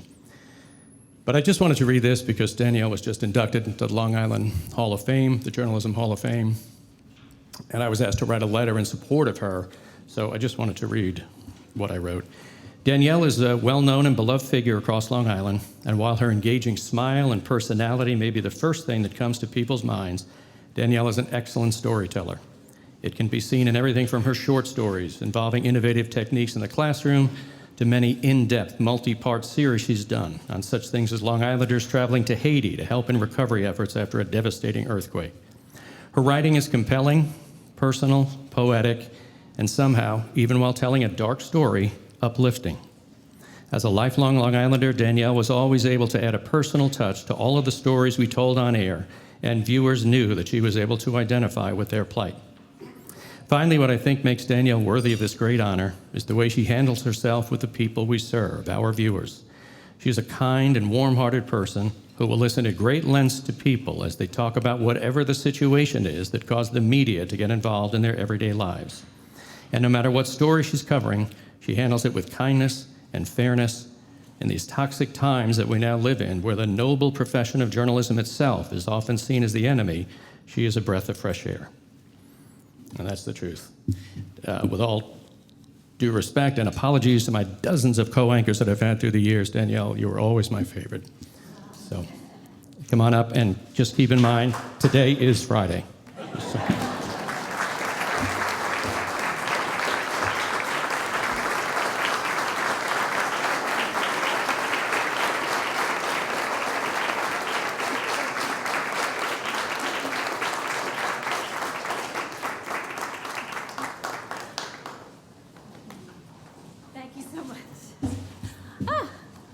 Shaking like a leaf. I didn't know Doug loved me that much, actually. And I'm laughing because the bloopers, I don't know, should I tell that one? President Bush? This is a tough crowd, you can take it. The copy, Doug two-shot, Doug and I, the copy read, how would you like to wake up? Well, it was about the President Bush doll, and it was available for Christmas. So I said, and Doug had to finish the second line, which I don't know if he did. So I said, how would you like to wake up with a president under your bush?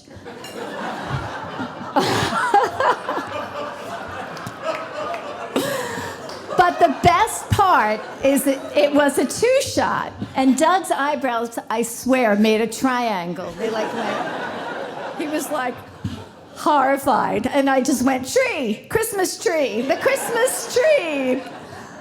I had a few. All right. Doug's talking about being a teacher, and he, I'm sorry if that was off color. But Doug loved to hold writing seminars. As anchors, we were required to hold writing seminars for the staff. And Doug loved to teach us all about hamlets, villages, towns, making sure that we all knew what we were talking about. You know, Huntington Bay is a village, and, you know, different places. Thank you, Doug, so much. We've had so much fun. It's an unknown story, but he has a list, and he calls it Why I Hate Danielle. I wish I had it in front of me. It's so funny. But, you know, like we'll be, you know, talking about some story, and I'll say, I'll go completely off script, getting, you know, the director yelling at me, and I'll just say, oh, did you ever drive that kind of car? Or, you know, and he's like, what are you? So I was kind of a pain in the neck. So listen, thank you to the Fair Media Council, Jackie Clement. The good work you do and your mission, it does not go unnoticed. It is deeply appreciated by all of us here on Long Island.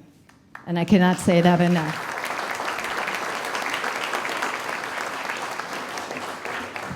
I want to thank the Folio honorees, of course, Tim Scheld, for your kind words. I am the biggest CBS News Radio 88 groupie you'll ever meet. So when I saw Rich Lamb, I was like, oh, it's Rich Lamb. And of course, Tim Scheld and Carol Dioria, who I worked with at 1010 Wins, and Craig Allen.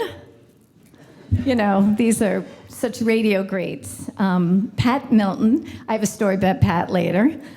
Patty, yes, held my hand during labor through the phone. I have a little, I'll tell a little bit later on, but Patty really taught me about not taking no for an answer as a journalist and getting the interview. And she'd say, ask him again, try this way. Maybe you could do it, I don't know. And of course, my co-anchor, Doug Geet. So who knew when I walked into that local radio station in Huntington, WGSM, one day, I'd be standing here receiving a Lifetime Achievement Award. It was a summer afternoon. I passed that radio station and I thought, that would be a fun summer job, work at a radio station. Pretty cool. I had been attending the American Academy of Dramatic Arts, so I was going to be an actor. But I happened to realize as I was attending these classes, it really wasn't me. It just didn't feel right. So there I was in the lobby of WGSM, and the receptionist said to me, "Oh, hi, you're here for the interview." And I said, "Yeah, sure." I was hired on the spot. I didn't even know what the job was. My job was to keep the overnight Muzak radio station WCTO on the air. I did this by threading the reel-to-reel machine every hour to make sure the music played nonstop. I also had a very important job, and the radio people will know this. I had to warm up the transmitter before the DJs arrived in the morning. I was so nervous. I barely knew how to, drive a car. I was probably like 19. There were times around 3 a.m. when I fell asleep. The dead air alarm would go off. I scrambled. I got the music back up and running, and I realize now that it was very good training for these early morning news anchor jobs that came my way. It was a terrible job. It was my summer, overnight, weekend spent stuck. I was inside an empty building for 8 hours, no one around, but somehow I was hooked. My love of radio and news, I really believe began, though, when I was a brownie. Our troop went to WGSM, and I remember watching in awe the man behind the glass announcing on the radio that the brownie troop from Huntington was at the station. I think I was 7. My birthday came up. I asked for a cassette recorder, and I interviewed everybody I could find, including the Santa Claus at the Walt Whitman Mall. He was like, "Who's this crazy person? Crazy girl." So WGSM was great. I had the opportunity to meet and learn from the talented staff, including news anchor, the beautiful, just like bigger than life, Carol Silva. And she would come in, she would like swoop in and deliver the news flawlessly. She did it twice an hour, and she did it with such ease. I had to rip her wire copy, and I was a nervous wreck, making sure they were in the right piles. But I realized that's what I want to do. So I want to thank Carol, she's not here, but for inspiring me and supporting me throughout my career, including at that very beginning. At WGSM, I met Gary Delabate of Howard Stern fame. He and I both went to Adelphi. He helped me get an internship and eventually a job at the flagship radio station 66 WNBC. Now, Gary, it was funny because I had to train him how to do the reel-to-reel and keep the Muzak station going. Craziness. At NBC, I was a production assistant. I later became assistant to the news director. Too many stories to share there. Just watch that Howard Stern movie, you'll get it. But let's just say that, working at 66 with Stern and Imus was a far cry from my overnights at WGSM. On a side note, I do want to add that that's when I met the former New York State Parks Commissioner, Bernadette Castro. Thank you, Bernadette, for being here. It means so much. She appeared, I would say, almost daily on the Imus show. God love her for that. With Imus. And she was brilliant. She was able to just take all the quips and go toe-to-toe with Don Imus. And I know that he was so fond of you, and we were so fond of listening to you with Imus in the morning. So thank you for your brilliance, your comedy, your fun. You're just such a warm, beautiful person, and the Castro family has done so much for Long Island. So thank you again for being here.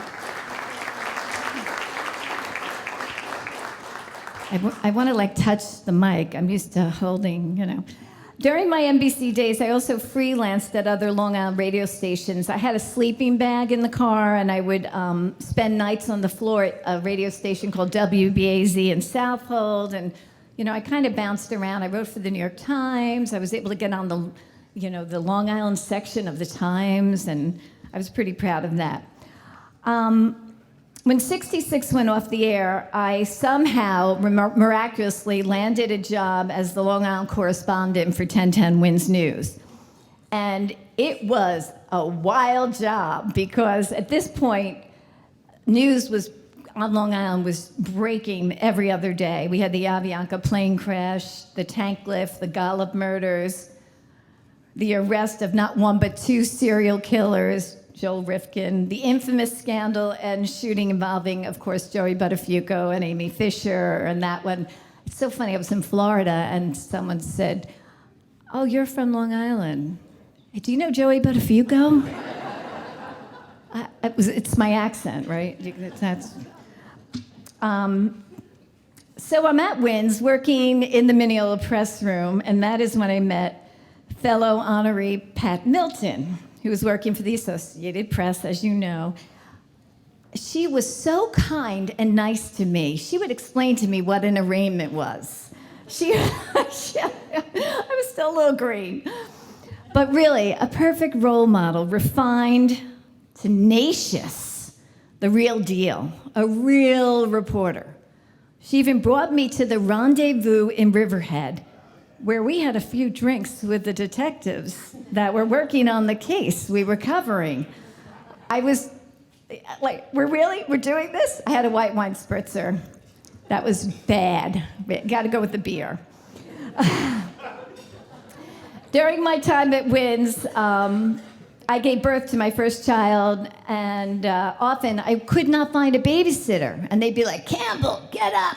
Mr. Barbecue's on fire. You gotta go. We need a story." So I pack the kid up, jump in the car, get my tape recorder on the way to a mob hit in Holbrook, a hostage situation in Franklin Square. Now, the Franklin Square story with the hostage thing, my grandmother was on the way. So I grabbed Grandma, put her in the car with the kid. It's true. This is all true. And she saw the hostage team race by wearing riot gear and asked me, "Is this safe? Are we?" So that's when I realized it's time for a change. So that change came as News 12 had just launched. They were about 2 years in the making, and now I had baby number 2. Yeah, Grandma was like, what's going on? I was just like, don't worry. I brought Grandma to follow Al D'Amato around Island Park during the HUD scandal, so that was kind of crazy too. So baby number 2 comes, again, no babysitter. I get an interview with Mr. Pat Dolan. I have the baby in the basket, the other kids running around in the newsroom, and somehow I was hired. And I think it was because my resume had quite a few, good stories. I somehow made it. I freelanced at News 12 for 10 years, and I also anchored. And what Doug said is so true.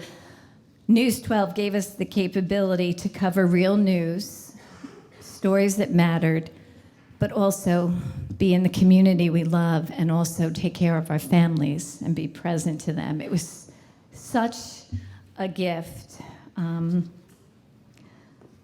I talk a little bit more about News 12, but I want to thank the Dolan family and Mr. Chuck Dolan and Pat. They believed in us. They held us accountable. Pat demanded the integrity, the truth. They allowed us to pursue stories that mattered, and we did it with the relevance that was needed. We didn't just tell the story about taxes. We told the story about how the taxes are affecting Susan Smith and her family who are trying to make ends meet. I want to just also congratulate Pat Dolan with the launch of Newsday TV, which is very exciting and just a tremendous asset to the Long Island community and to all the colleagues and all my former colleagues that are working there now. And just congratulations, because again,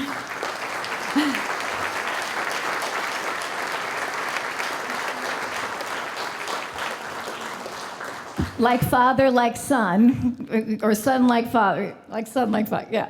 I mean, it's a really wonderful asset to the community, and I thank you for that. So now I'm at News 12. Again, the news is fast and furious, breaking stories. They're heartbroken stories of heartbreak, stories of those that have terrorism, stories like the 1995 wildfires, the crash of Flight 800, as you know, 9/11, Hurricane Sandy. We covered it all. And one story I kind of like to tell. During a particular 5 o'clock live shot while covering Flight 800, it was about 5 minutes to air, and I did notice a rainbow over the crash site. And I said to my photojournalist, please get the rainbow. We ran to the live truck, and I said to this, he was cranky. My cranky live truck operator, very nice guy, very cranky.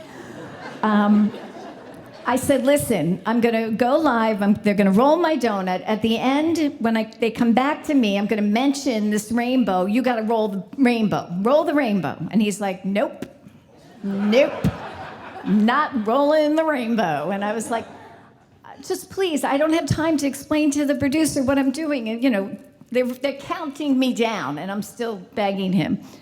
So, well, bottom line is, at the end of my report, I just said, I just want to leave you with this image that we just saw over the crash site, and it's of a rainbow. And he rolled it.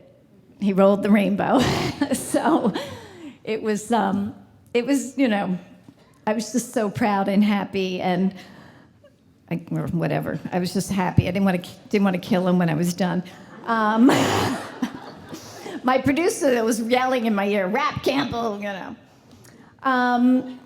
So I traveled end to end across Long Island, covering the stories of joy, triumph. We all did together. You know, Carolyn Gussoff here and Jen McLogan, some of my, all the different reporters in the room. I just see your faces, but we all were together. Jody is over there.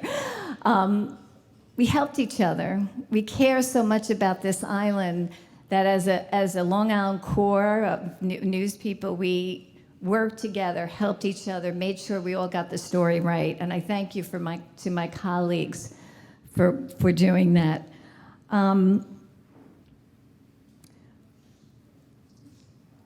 I also was able to, with News 12, cover stories across the globe. And as Doug mentioned, I was sent to Haiti twice during the earthquake.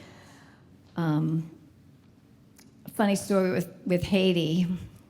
Kind of, you know, again, the story behind the story is always the best story. I managed to find CNN. They were in a Holiday Inn that had not crumbled because it was built in 1980 with rebar. CNN had taken it over. I was in a medical camp. We were sleeping in the dirt with a hose.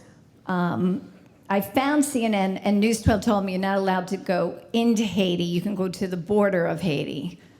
Hi, Pat. However, I was like, screw that. We're going into Haiti. We get there. We had, you know, sleeping bags and things like that. But I knew I had to get to CNN. CNN was our affiliate, and I could go live from CNN if I found CNN. There were no roads, right? There's rubble everywhere. I get to, we finally find CNN. It's going to be in my book. You can get my book in a few years, I'll let you know. And one of the assistant producers, it was almost like the Wizard of Oz. They opened this like little door. And I said, "Hi, I'm Danielle Campbell from News 12, Long Island." This is my photojournalist, my cameraman. And they were like, "Who the hell are you? And how the hell did you get here?" I was like, "I have a lot of bribe money in my pocket." So Pat trusted us to do these stories that really, you know, I was with the networks in Haiti, you know. It was just amazing. Anderson Cooper that night did his report, and then I got to stand in where he was standing and do mine. And they were gracious and kind. And again, they were like, "Wait, where are you? What? Who are you? How did you?" I also had a chance to travel with the Central Islip High School Choir to Salzburg. So those are the kinds of stories that our newsroom empowered. I went with this choir that had an opportunity to sing at Beethoven's 300th birthday celebration. And it was just the most beautiful story. There were students, mostly minority students that had never really gone on a plane. And to watch them experience this and to be able to cover this story was just so beautiful and a lot of fun. And Sound of Music's my favorite, so I got to see that too.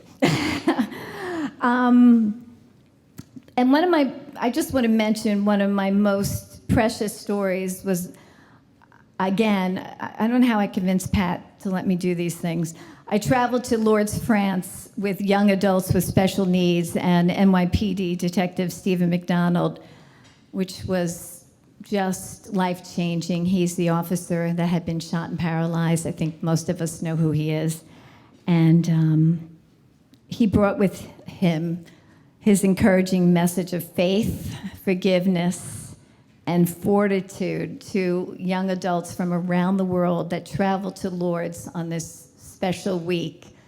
And it was a story that I'll never forget covering. And Pat, thank you for believing in the stories that were just, kind of out there, but so beautiful and important to cover.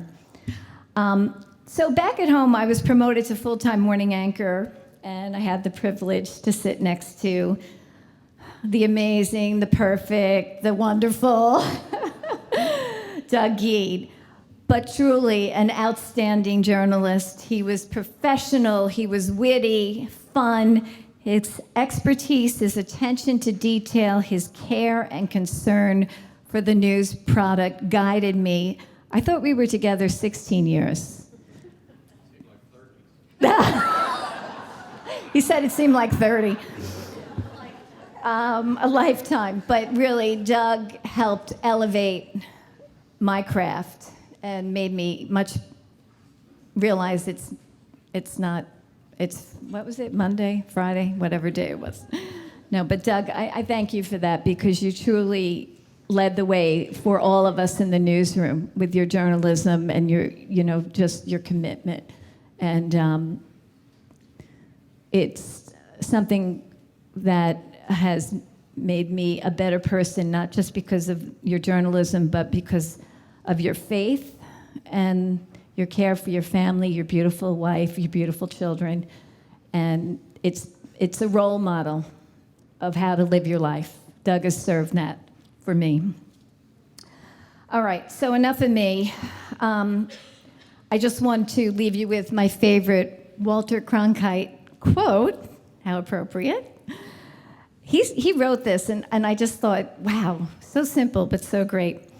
I never wanted to be something. I wanted to do something. So today, this honor from the Fair Media Council has made me believe that possibly, somehow, I have accomplished that. And I want to thank you for this rainbow in my life. Thank you.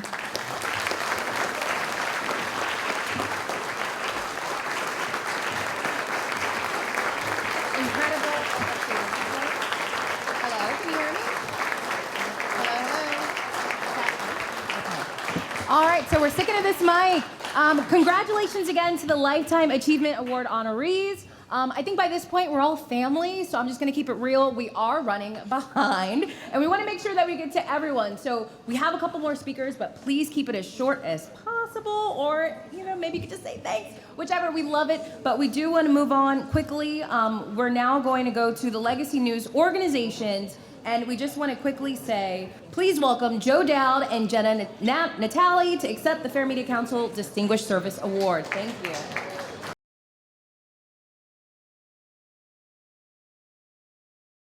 Thank you, Jackie. 70 years ago, the news organization that was to become Long Island Business News was born in a Freeport basement. It's not quite a manger on the occupied West Bank, but you get the idea. Are you even old enough to remember that, Joe? Not quite, Jenna. World War II was a recent memory. Dwight Eisenhower was a new president. Long Island was morphing from rolling fields of potatoes into sprawling tracts of suburban houses. Well, I guess you are that old. I mean, after all, you did live in a house that cost $18,000 in Plainview. Times change, Jenna. Sure do, Joe. And LIBN was about to change things too. In its early years, the paper was a feisty voice for issues that mattered. Owner Paul Townsend fought and lost the battle to keep Mitchell Field a major transportation hub. His opponents included both Robert Moses and Newsday. Townsend later fought and won a battle to preserve Fire Islands as a national seashore. He advocated for the expansion of MacArthur Airport. He organized breakfast groups among business professionals, meetings that would become the early iterations of still existing organizations, such as the Long Island Forum for Technology and Eastern Long Island Executives Network. Throughout, Townsend's theme was about serving the community. It's a legacy that continued long after LIBN was sold to the Dolan Company, and sold again, and then again, and again a few more times after that. Regardless of the ownership, the scores of dedicated reporters and editors who have labored here through the years, which, by the way, includes our very own Jackie Clement, have kept that feisty spirit alive. They know that every story has a business angle. They know that the stakes are high when covering arguably the most complex economic landscape in the country. The stories we crave to tell most are those that serve the community. We strive to expose wrongs and give voice to the voiceless. Sometimes, those in power, from Robert Moses to the local congressman, may resent what we do. But this is the job. This is what we do. It is a noble calling. Somebody has to do it or democracy dies. LIBN has relished its unique voice here as the region's only media outlet solely dedicated to local commerce. Our coverage is relied upon by those who are paving the way to Long Island's future, sometimes literally. And it is a great honor to accept this award on behalf of all those journalists who have worked here and made a difference, large and small, to the people who count on us to give them the scoops they need to help their business on Long Island grow and prosper. Those journalists include two here with us today. There's Dave Winselberg, the veteran real estate expert who broke the Agape World scandal and scores of others. He is the standard bearer for responsible, ethical, and vital journalism. They include Adina Gen, whose love of our communities and the people who live here shines through every story she writes. She believes in what we do, believes that being fair and responsible in our work is a reflection of who we are as people, as citizens, and as a singular soul striving to forge a better world. My newsroom and our world are better because of Adina, Dave, and Jenna.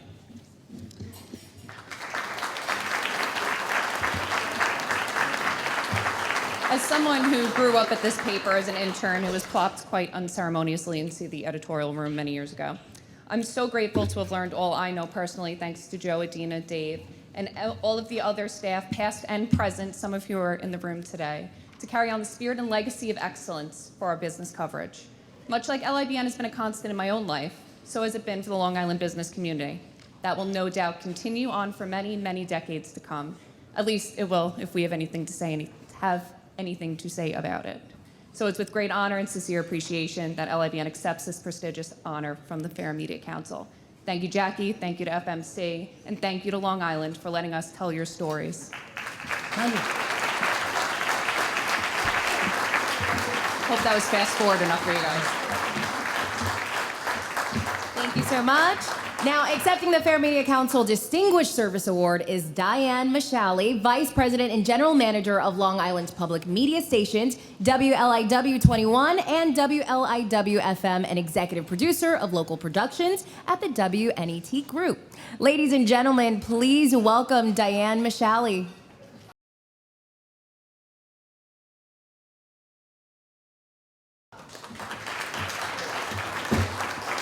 Thank you, everyone. I'm going to cut my speech by about 6 pages. So I really am humbled and honored to be here today with so many colleagues and journalists. Journalism has always been my life. It's so important to me. I'm from Long Island. I grew up on Long Island, raised my family here, lived a bunch of other places in between. But being able to do local journalism on Long Island is so important and meaningful to me, and I always feel very privileged. So thank you for having me. And On behalf of the WNET Group CEO and President Neil Shapiro, our Board of Trustees, and everyone across our company, thank you, Jackie, and the Fair Media Council for this recognition and for the work that you do in support of journalism. We're humbled and honored to be a part of such a vibrant media landscape for over half a decade and to work to serve our communities in the tri-state region and on Long Island. And every day with every fiber of the WNET Group, we hold ourselves accountable to our community and to fair and truthful and balanced journalism. And we thank you all for recognizing the WNET Group, our work, with this Distinguished Achievement Award. And also, I want to congratulate all the Lifetime Achievement Awardees of the News Legacy organizations and all of the Folio winners today, with great thanks for all that all of you do to support local journalism and our communities. Thank you.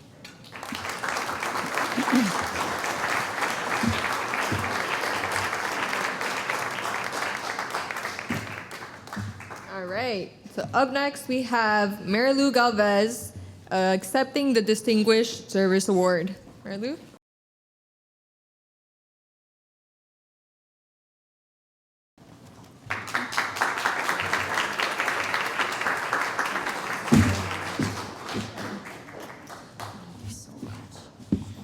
Thank you.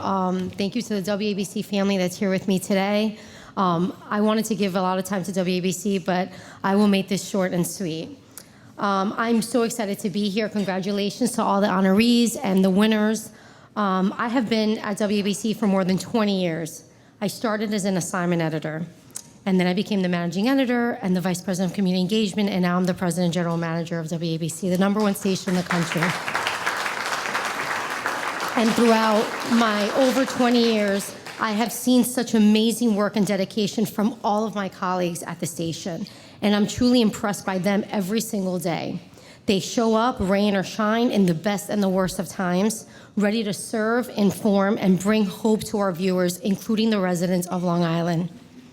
Over the years, we've reported on some of the biggest stories, and I won't name all of them that I have on my sheet, but also we show up for our communities, covering the marathon, and we have Pride this weekend, and of course the National Puerto Rican Day Parade, just to name a few. We're always thinking of the communities that we serve and giving all of our viewers the information and stories of connection that they have come to expect from us.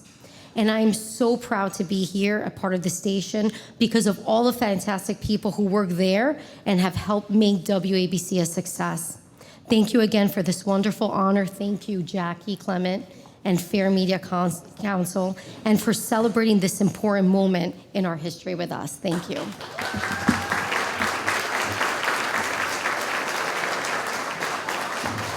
Congratulations again, Mary Lou.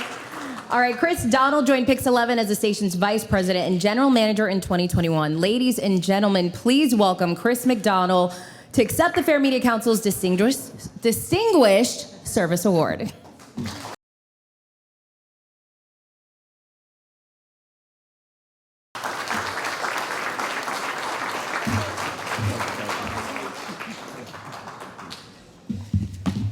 Thank you. Jackie, first and foremost, thank you to you, your team, for this event and for what you guys do each and every day, every year, keeping us in line and on the straight and narrow. I had a whole list, 75 years from the day we signed on, June 15th, 1948, but I'm going to spare it for you. But suffice it to say, Pix 11, we've got a very rich history that goes back 75 years, and over time, I think, is in the time that I've been here in the marketplace. When you hear Pix 11 and met a few of you today, my favorite person on air is A, B, or C, or the Honeymooners, or the Yule Log, or you name it. It's been as local can get across the country. In the 2.5 years I've been with the station, we actually doubled down, in an environment and an economy that's really tough right now for all of you that have been doing what you do, continue to do every day, and we look at the generations for tomorrow to set the stage for them. We've actually added 20 hours of local programming in 2 years a week. We are at now 70 hours a week of local programming that we control, we produce, and is really commitment to great areas like here in Long Island, but the entire area and our constituents, our communities, the people that we serve. And we're hoping, obviously, the plan is that for the next 75 years, we continue to do what all of us have been doing, because I really do think our best and the future of what we have, our best days are ahead. So I want to say congratulations to some of the folks that I have here from our team, the current team we have at Pix 11, but all of those at Pix 11 that came well before me that got us to this point. Thank you very much, and everybody, congratulations. Appreciate it.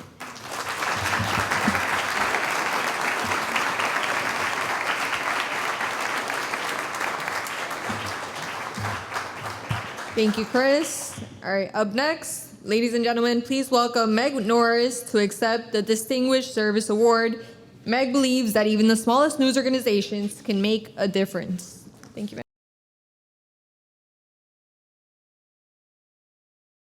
Meg. My parents bought the Garden City News in 1974 when it was auctioned on the steps of the bankruptcy court in Mineola, and they nursed it back to health. They considered the newspaper to be an integral part of the community and almost like another child in our family. In the beginning, there were years when the paper was thin and struggled, and then there were years when it grew fat with advertising. But during all those years, my parents made sure that every issue regarding our village and schools was covered in the paper in granular detail. They also welcomed contributions from every part of the village, and in so doing became an integral part of of Garden City. There's a word for taking care of something in order to pass it along to future generations, and that is stewardship. Stewardship is a greater trust than ownership. It means that you're caring for something that you can pass it on to future generations. As a parent, you don't own your children, but you steward them until they're able to take care of themselves.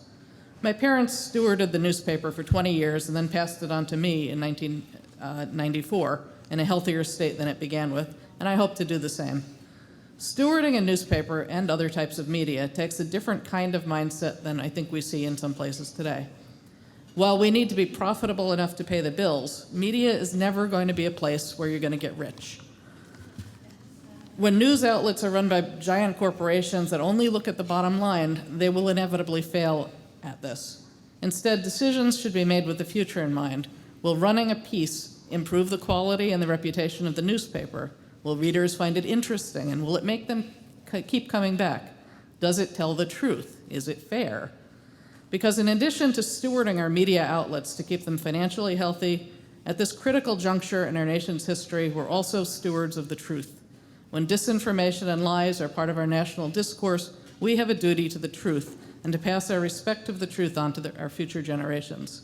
So while my journey with our little town newspaper may seem a little quaint to some of the national figures who were in the room before, some of my big city media cousins, I think all of us in the media are stewards of our news outlets and, more importantly, to the truth.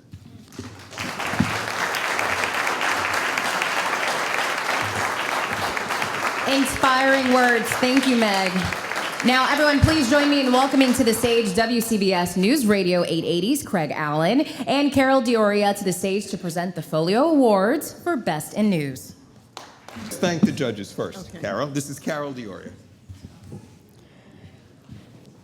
The chair of the judges, Judge Christopher Wright of Prodaviti Consulting, Judge Oscar Agund, PhD, SUNY Old Westbury, and Judge Joe Calderoni, Mount Sinai, South Nassau, Judge Mike Doziak, Strategic Planning Consulting, Judge Jessica McAleer Decatur of St. Joseph's University, and Junior Judge Lauren Delgaitis, Henry Schein, Judge Jody Fisher of Jody Fisher PR, Judge Trudy Fitzsimmons, Vision Long Island, Judge Paul Focasio, New York Sea Grant, and Judge Reg Gale of Bloomberg News, Judge George Gorman, New York State Office of Parks, Recreation, and Historic Preservation, and Judge Ginny Greenberg of Hofstra University. But there are even more judges. There are more. And they put in a lot of time for this. Judge Amy Keegan from Adults and Children with Learning and Developmental Disabilities. Judge Michael Kinane from SUNY Old Westbury. Thank you, Judge Catherine Label, Synchronicity, Planning and Communications. Judge Larry Levy, Hofstra University. Judge Donna Martini, DM Enterprises. Judge Jeff Morisoff, Hofstra University, David O'Corn, Judge David O'Corn, Long Island Community Foundation, Judge Jeffrey Reynolds, Family and Children's Association, Judge Dana Sanneman, Mount Sinai South Nassau, Judge Dina Santarelli, Aluna Media LLC, Judge Charles Scott from Mayor Swazi, and I want to thank you and congratulations to all the judges out there who made this job possible for all of our winners coming up. So now on to the winners, and we've just asked that if you come up and then just keep moving and get your picture because of the late hour, okay? In the category of community service, Newsday wins for Inside Internal Affairs and Accepting, David Schwartz, Paul LaRocca, and Sandra Petty.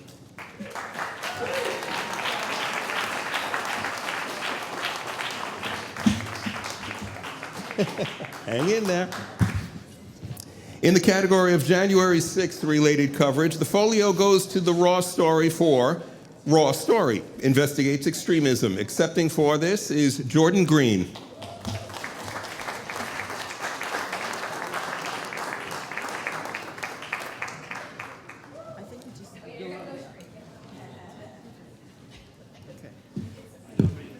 For continuing news story, Newsday wins for the trial of Michael Valva, and accepting that award, Cecilia Dowd.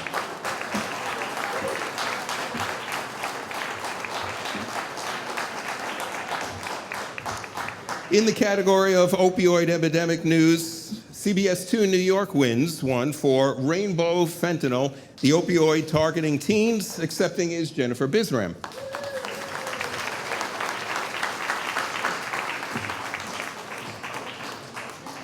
And in the category of business news, WPIX News wins for Mural Art Makeover, and accepting our very own Keith Lopez.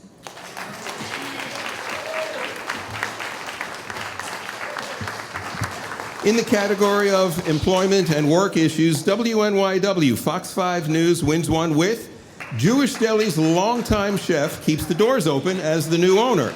Accepting is Jody Goldberg and James McLaughlin.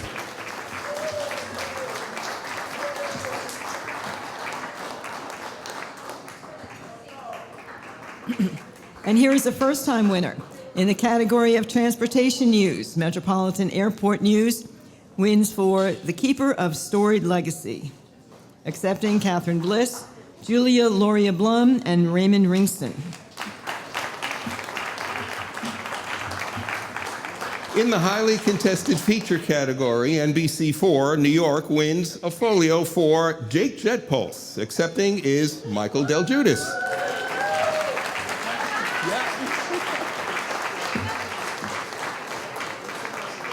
And in the category of public service, NASA Observer wins for Missions of Mercy, and accepting is David Gil DeRubio. I worked out because I wanted to do this one. In climate news, the winner is News 12 Long Island for Saving Our Shores, the impacts of climate change on shipwrecks. This has just turned out to be such a timely and poignant story, especially with the tragedy that just occurred. Accepting is Meredith Garfalo and Brian Endress. Brian is not here, so Meredith, accept your award. Thank you.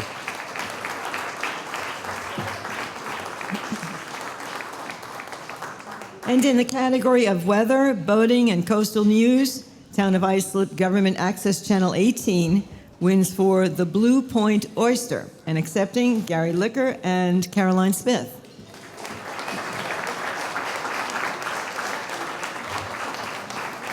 In consumer issue news, Newsday wins this for credit card surcharges. They're popping up at more merchants. Accepting is Serena Trangle.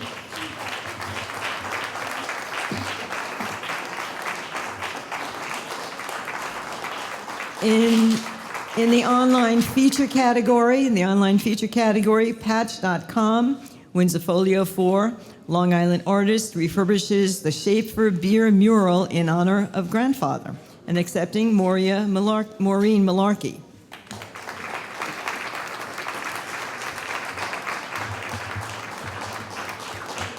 In health news, Newsday gets another one here, and they take another folio for your surgery could cost $50,000 or $100,000, depending upon which hospital you pick. Accepting is Ariel Martinez.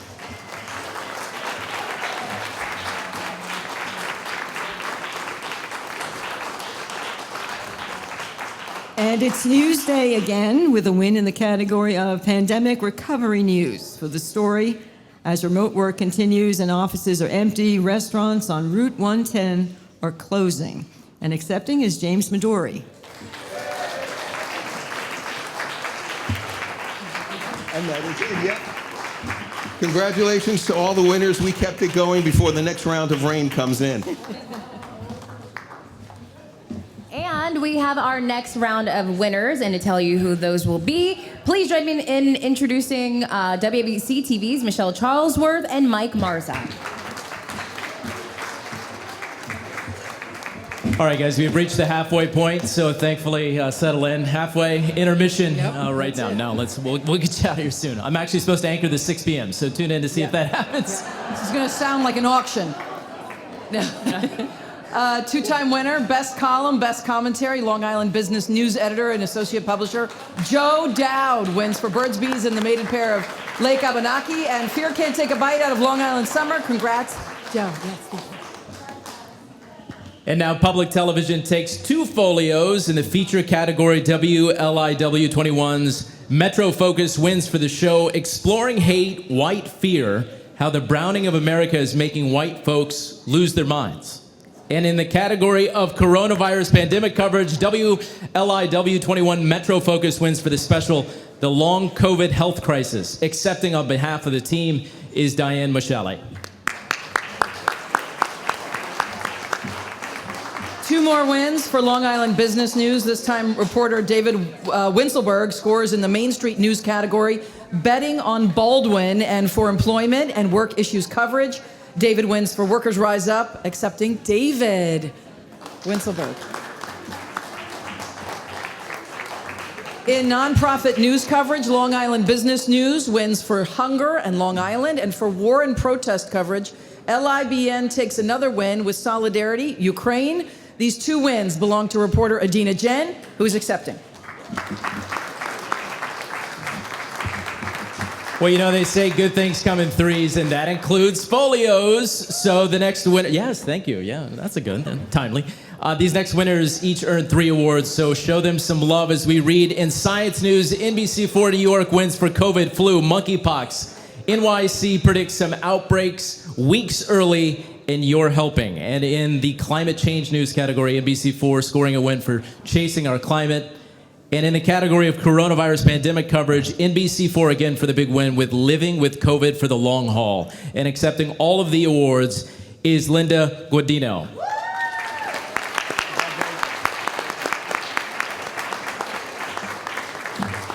In the radio division, WSHU Public Radio scores 3 big wins for environment news coverage.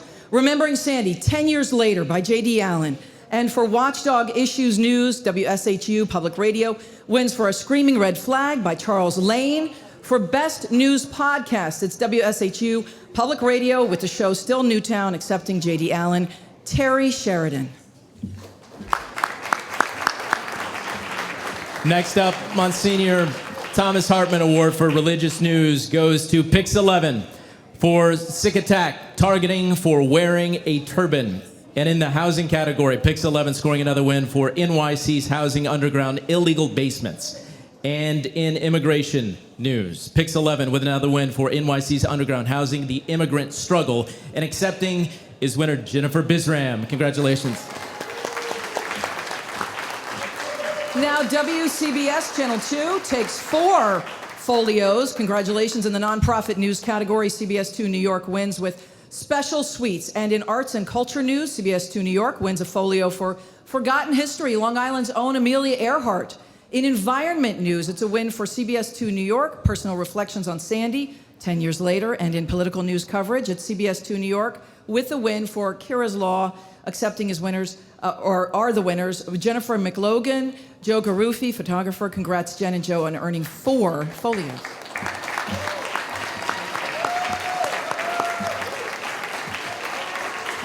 And another four-time winner, congratulations, guys. Another four-time winner, WLIW-FM, Behind the Headlines, November 12, 2022 edition. Big win there, and WLIW-FM winning for Best Talk Show for the September 24th, 2022 edition. And then yet another Folio Award for Arts and Culture coverage. And another award for In Conversation.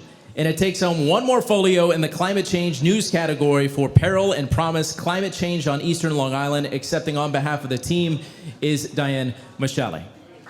Congratulations. For our final awards in the professional news category, CBS 2 New York takes another 7 folios. Yes, 7. Here we go. In the Sean A. Finelli Folio for Education News category, CBS New York wins for Autistic Valedictorian. In the history category, CBS 2 New York wins for Malvern Desegregation. In the category of public service, CBS 2 New York wins for Operation Splash.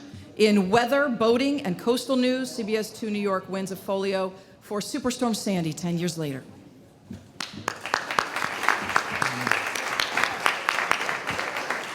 And in pandemic recovery news, CBS 2 New York winning for Every Friday. And in technology and social media coverage, CBS 2 New York with a win for Smart Lockers. And in mental health issues coverage, CBS 2 New York winning for East Hampton Police, launch mental health help. Congratulations on the 7 wins, big, big wins. Carolyn Gussoff and Joe Garofini accepting the big awards. Congratulations, guys. Appreciate that. Good to see you. All right, so just 10 more pages here, guys, and then we'll get you out of here. No, thank you so much. It's just an honor to be in this room with all of you as well, so thank you. Appreciate it. Have a good day. Tune in tonight at 6. Thank you. Oh, they will be. Thank you. And that was actually not a joke. There are 10 more pages, so we're moving on. And now to present our social media winners, we have WPIX's very own Tamsin Fidel.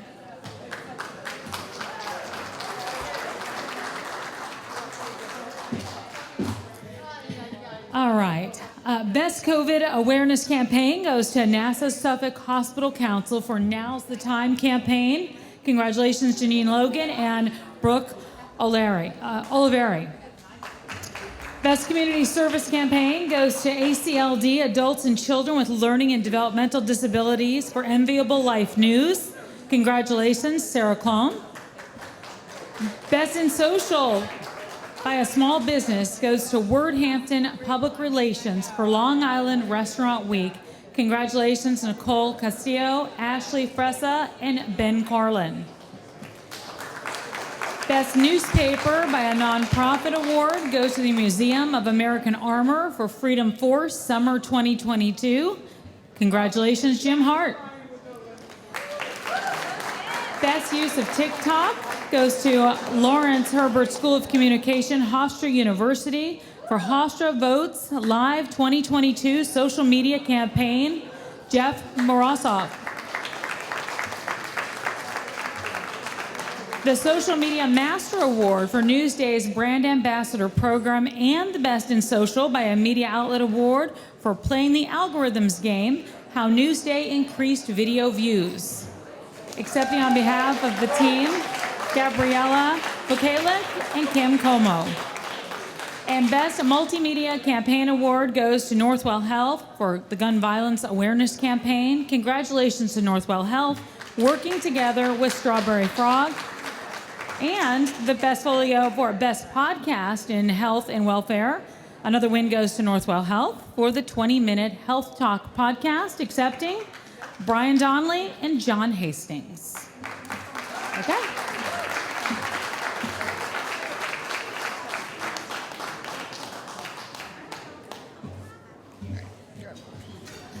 All right, well, thank you, Tamsin, Michelle, Mike, Craig, and Carol. Up next, we have a very special group of winners to announce, sitting in the back there. Woo! Thank you. The future of our industry. Student winners. Yes, student winners, please make some noise. We've got Stony Brook, Montclair, Old Westbury, Hofstra. And to begin, Stony Brook University wins 2. Sean A. Finelli, Folio for Education News, goes to Stony Brook University's Maya Brown report. For a few miles away, but 2 worlds apart, accepting is Maya Brown. And feature award goes to Stony Brook University's SBU Media Showcase for the romance of wooden boats. Accepting is Keating to Link. All right.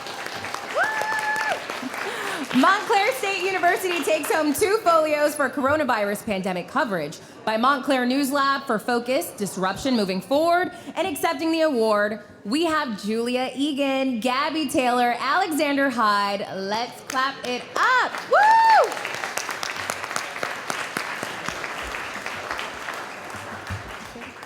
And another win for Montclair for Best Newscast. We have Montclair News Lab, November 23rd, 2022. Solana Broll, Peter Gajeski, Francis Churchill, Stefano Cherici, Eric Rivera, Henry Tai, and Aaron Lawler. Clap it up. And SUNY Old Westbury wins for 2. They take home Best News Podcast for Old Westbury Web Radio's new media beat, What's New in World Media. Congrats, Michael Green, Jacob Friedenberg, Stephanie Okenwa, Kayla Sidoto, Ananda Hoggard-Shannon, Kasim Jewsbury, Emma Kutsis, Anthony Moyet, Stephanie Okenwa, Alyssa Quattrini. This is a real group here. Kayla Sidoto, Jada Turner, Joanna Vicencelli. We're keeping it going.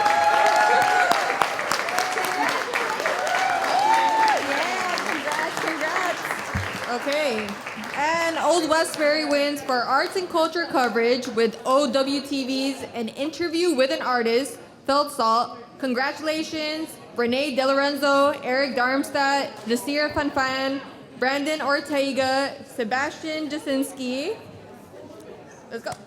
Congratulations. Congratulations indeed.